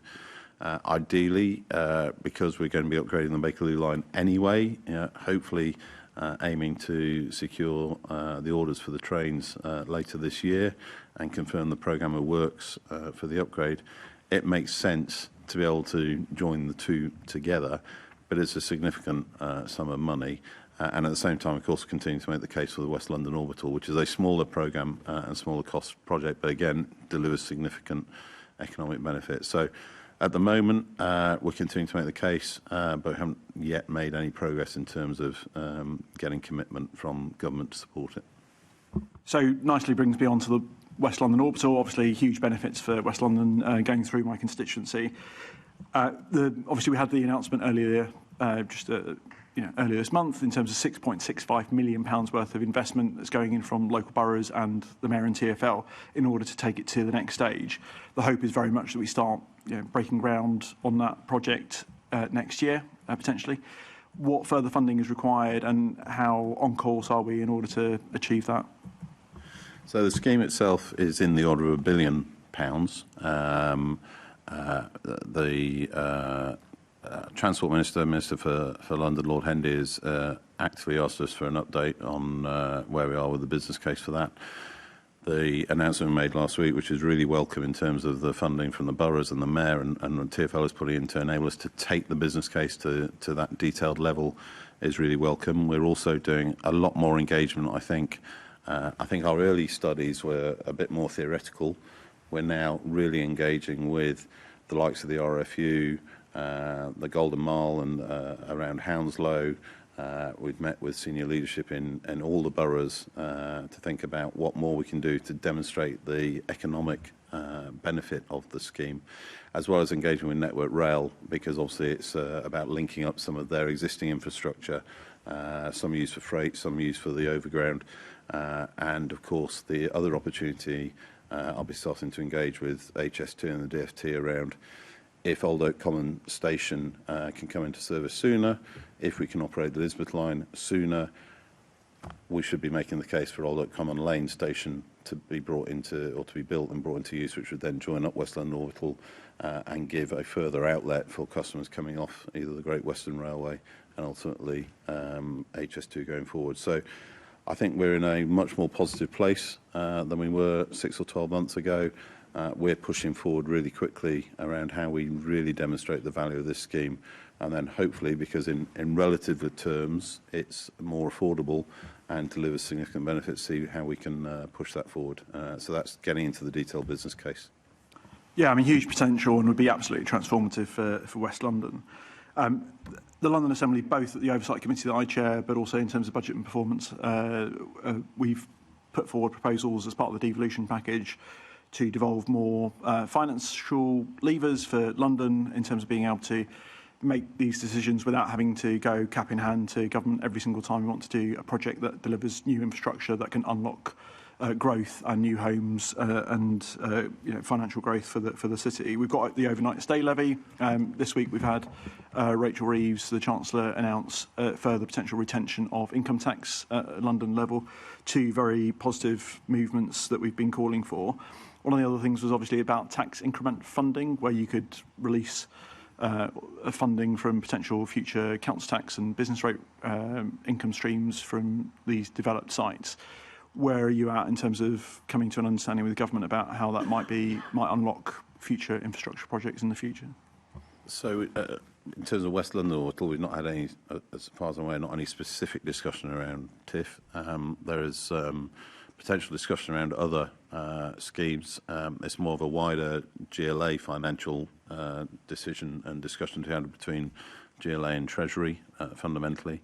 But yeah, we've got a lot of experience, as the committee knows, around how TfL has, with GLA support, partnered to use either TIF or SIL funding to enable construction of new infrastructure, and we'll continue to progress that if we think there's an opportunity to do so. And it would be remiss of me not to ask you about the next topic. So obviously I'm particularly excited about it. I declare an interest that I live next to Northfield's depot, which is hosting the new Piccadilly line trains that have been tested. And I know people get very excited when they see those out on the tracks on the weekends. But initially we had that rollout was going to start by the end of 2025. So December 2025 was going to be the first trains in service. That was then moved to July to December this year. The latest announcement has been now that the earliest it would be December this year, but potentially halfway through next year. What assurances can you give to the committee and to Londoners that there is not going to be further slippage in terms of the delivery of these new phenomenal air-conditioned, all singing or dancing Piccadilly line trains? Well, as you say, and I think you've been, or if you haven't, we'll certainly get you there soon. The trains are fantastic. They are performing well in test. As I remember this time last year, I was questioned on some of the design issues. Those design issues, solutions are now in place. These are the most complex trains that have ever been designed for the tube, and the first time for the deep tube. but also the complexity of doing it on one of the longest lines, one of the deepest lines with some of the oldest infrastructure has been far more complex than even we considered. It is disappointing where we are. I absolutely recognise that. But we have done as much assurance work as possible to give us a confidence level that the December to next summer window is achievable. Clearly, we're aiming for December, but clearly there's a lower confidence around December than there would be to later in the window. But we're pushing very hard for December. There is some real... until we get to July, when we have the first trains running with the in-service on-train software, that will then be a milestone for us to really have a degree of confidence as to actual in-service dates. Because until we get the in-service software and know whether or not there's any changes that we made, then we'll have a clearer view. So, we are pushing hard. I want to give London as much notice as possible. In the meantime, we continue to ensure the existing fleet perform reliably and safely. But we are doing everything we can to get those trains into service as soon as we can. Well, I do look forward to you fighting over who's going to be wearing the Father Christmas costume and saying that you're delivering this as a Christmas present to Piccadilly Line commuters, hopefully on time. Just if I could just ask, just in writing for an update on the CLIP programme, the Central Line improvement. Thank you. Yeah, fifth train now in service. Thank you. We'll ignore that you gave that in verbally. We'll strike that from the record. Assembly Member Bakari. So much. I've got a question for Andy on business leases. There is a family-run business, a cafe called Old Roots by Oval Station. They've operated there for over 20 years. They just refurbished their premises to be informed within a month that TfL will not renew the lease. And there's another long-running family-run business, a kiosk at Brixton Underground Station, which closed earlier because of substantial proposed rent increases. My question is, what guidance does TfL follow regarding rent increases and notice periods for tenants on the TfL estate, particularly where leases are not going to be renewed? And what steps are you going to ensure that independent, family-run businesses are given fair notice and reasonable opportunities to continue trading? So I'm not familiar with the Oval case. I'm very familiar with the Brixton You've case. noted it down, though, haven't you? Absolutely. Yeah. What I will say is we've been engaging for quite a lengthy period of time with the retailer in Brixton, and we had come to a commercial arrangement because we were extending the size of the unit, and they didn't want to take up that unit of size. So there was a commercial settlement made ahead of the public reporting of what happened. So I am confident Places for London have a robust process and a fair process for dealing with that. We have to make sure that we are also making sure that we're getting the best value out of the facilities. That facility at Brixton, has been, I think, doubled in size. A new local business is going into it. And as I say, the previous retailer has been given a commercial settlement in advance of the publicity coming out about them.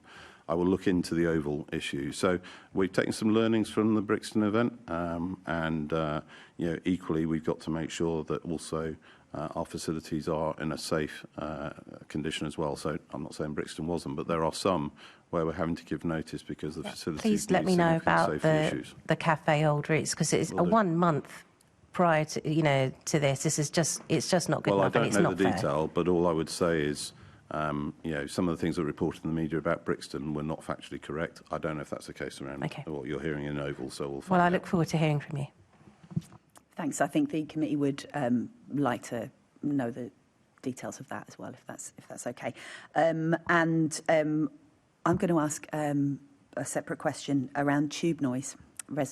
Tube noise for residents who live above tube lines, and it continues to be a really significant issue facing many of London residents, and there's certainly people who've dealt with this for many years are sensing, and they're telling us that it doesn't have the level of priority that it may have done in the past. I wonder whether you could just give me an update, particularly on Victoria Line, We understand there's plan to replace timber sleepers this summer and also trials of an acoustic grinding machine this spring. Are both of those still on track? And when will we know the outcome of those updates? So I'm afraid I can't give you detail on the Victoria line. I don't have that to hand, but happy to write to you. In terms of the new grinding machine, I believe that is under test. So subject to passing its appropriate approvals and authorities, that will go into service. I hope that will make a difference. We have to recognise we continue to focus on tube noise. We spend a huge amount of money each year on tube noise, but we have a limited amount of equipment to deal with grinding. And of course, as you know, we need to replace, we have to deal with the corrugation, which is the grinding elements. It's getting access to those lines. Actually, our complaint levels are remaining stable, and we give the Assembly regular updates on that. So if there are any specifics, then obviously please do let us know. But I can assure you that we still have as much focus on tube noise as we have done ever since I joined in London Underground in 2019. But we have to balance the needs and where the equipment needs to go to prioritise the highest noise areas. Yeah, no, look, it's a genuine problem, but maybe we will take some time to dig into that further. You may hear from me on that. So on our final section is on road safety, and I'm going to go to Assemblymember Bakari. Thank you, Commissioner. How will the newly published Vision Zero action plan to accelerate progress towards the Mayor's targets? So thank you. I mean, I'm really proud of Vision Zero 2 and the launch that we had almost 2 weeks ago. Supported and signed up to by the Met. Great support from London Ambulance Service and the LFB, and of course all the London boroughs. And I think we should recognise the impact and the benefit that the first incarnation of Vision Zero has done. Our data tells us that at least 250 lives have been saved because of the actions of Vision Zero. We will continue to push towards 2041 and nobody being killed or seriously injured on London's road network or wider transport network. Big focus on further reduction in speed limits. We know that's the biggest single benefit in terms of reducing road deaths and serious injuries. We're looking at how we upgrade the existing camera safety network across the network, including expanding it with new cameras at 20 high-risk locations. 65 kilometres of the TfL road network will have speed limit reduced by 2030. Continue to invest in safer streets, so new junctions where we can. The next one to come online will be Lambeth Bridge. I was down there a week or so ago with the new junctions on both the north and south side of the river. It's one of the highest safety risks, particularly for cyclists on the north side. 1,000 new zebra and signalised crossings, piloting new zebra crossings, prioritising routes to schools, bus stops and busy roads. Further acceleration of cycleways where we think appropriate. Tackling the risk posed by SUVs. You've seen that's something that we're investigating further.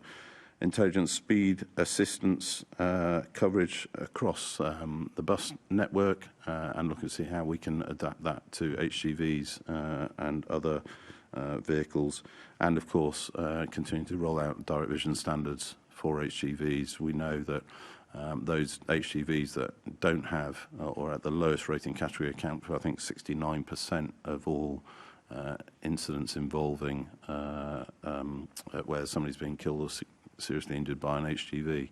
Those with no or the lowest DVS standards, 69% of them were involved in those incidents. So continue to focus on that. So there's just a flavour of some of the things that we're pushing hard for. But it is a collaborative effort across all the boroughs and, say, the emergency services as well.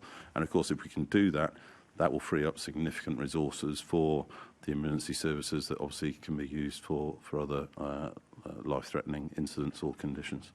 I'm sure we're going to continue to scrutinise the whole process. I do want to just quickly point out that we were at the Sarah Hope Line anniversary, the 10-year anniversary recently, and I just want to get some confirmation and reassurance from you about continually promoting the awareness of the Sarah Hope Line, and also the concerns that were raised to me at that event about the need to continue the London Road Victims Listening Session and also the World Day of Remembrance for Road Traffic Victims on the 16th. That's definitely Assemblymember Russell's question. I know that. I mean, she's going to go into that, but I do want to normally a little bit, free and easy on this stuff. I didn't want to go into that particular charity, but I do want to just make sure that is Look, touched on. Can we just pause on that? And Assemblymember Russell will ask that question. If Assemblymember Russell wants to answer that question, that's fine. Yes, that's fine. She will.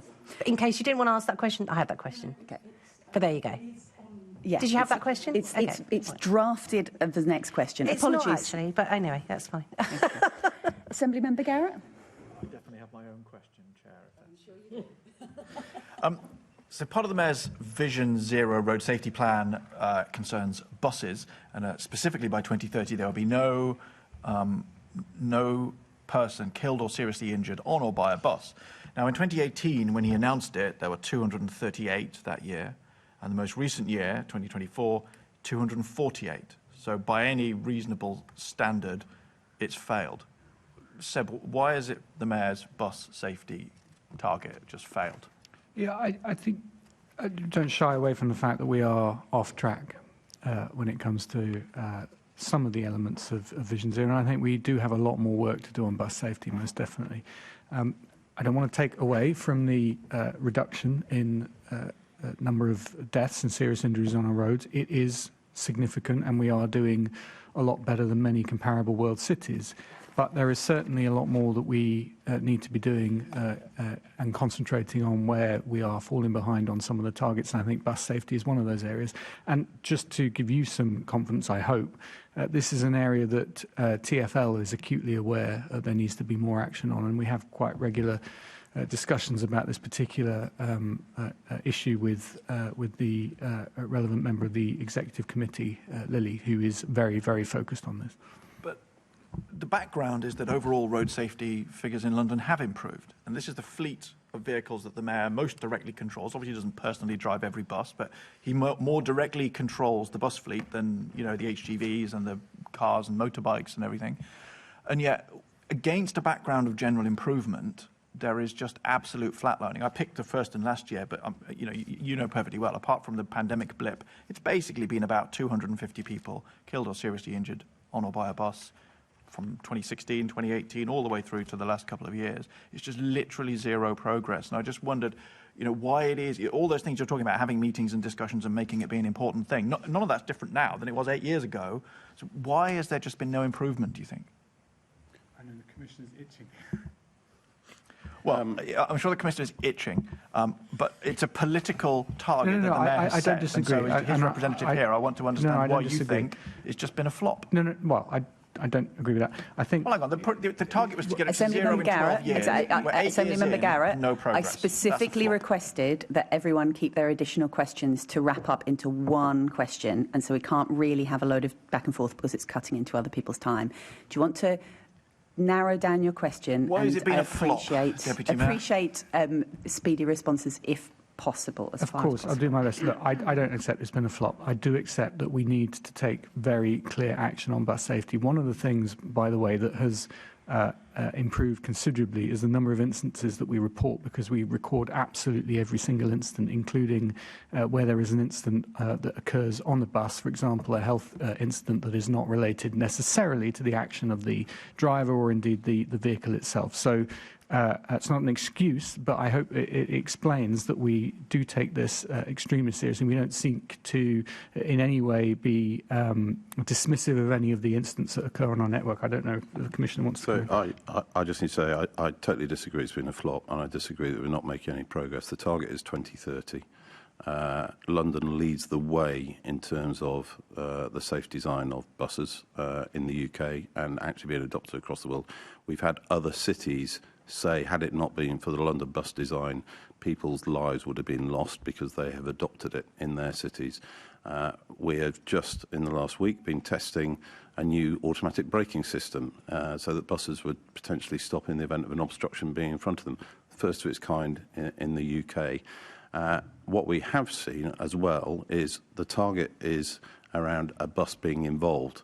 So we have seen, tragically, some fatalities because of the way other vehicles have ended up hitting a bus, even when a bus has been stationary. So the target is 2030. I'm very happy to write to the committee around the actions that are being taken, but I have to say I don't agree that it's been a flop, and I'd say London is leading the way for the UK. Any fatality, any seriously injury is one too many, and we are absolutely determined to try and hit that target by 2030. Thanks. I think a written response on that would be really welcome. Assembly Member Russell. Thank you, Chair. So really welcome the Vision Zero action plan to particularly the emphasis on the collaborative effort between TfL, the Met, ambulance service and the boroughs, because everyone's got a part to play.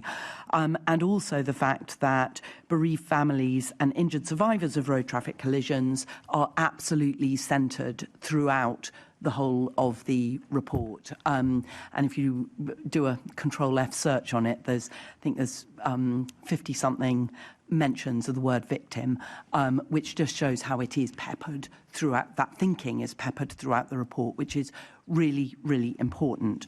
Now, you've committed to fund the break service of support for bereaved families and seriously injured victims until 2028. And since this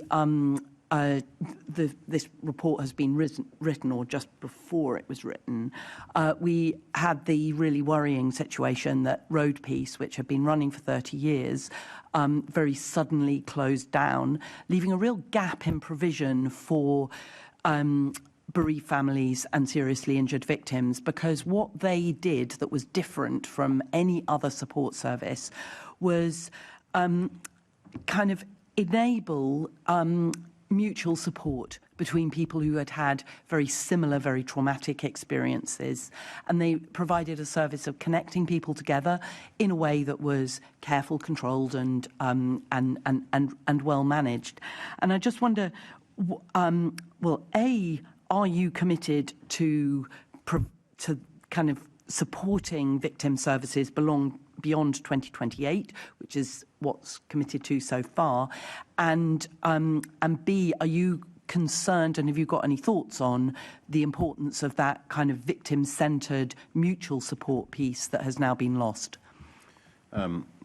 So in terms of beyond 2028, that's absolutely our desire. We need to make sure that we've got the funds, and yeah, we've taken the lead here, working with the Met and working with the Mayor around creating this support that doesn't exist anywhere else in the UK. So we're pushing hard to work with the government, around the government, enabling this across the country. So it's not just a London issue; it's a national issue.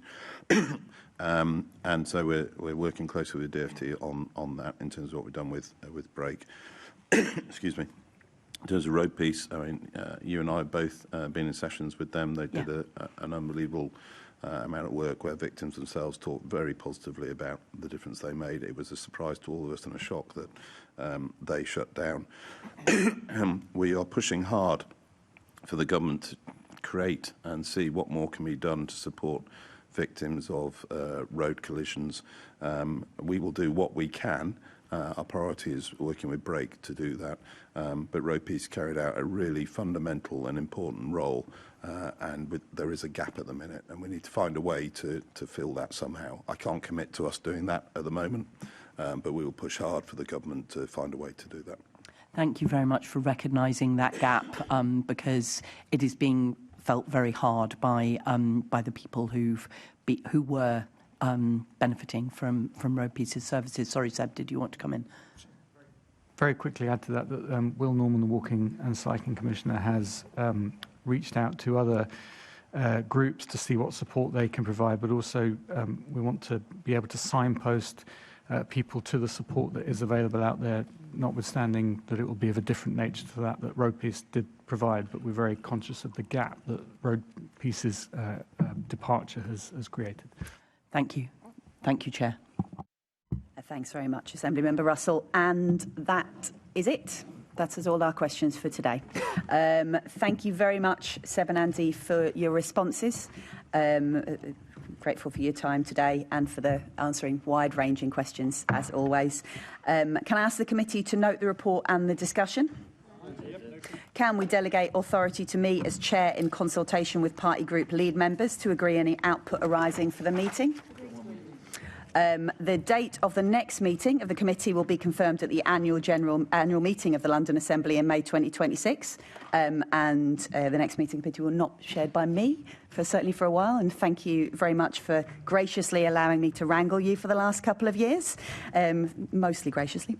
There is no urgent business. Thank you. Oh, sorry, Chair. Hold on. Chair, I just wanted to thank you for, you've done 2 years of chairing, wrangling us all and doing it very effectively. And I just want to thank you on behalf of the rest of the committee. I hope I'm not speaking out of turn, everyone else.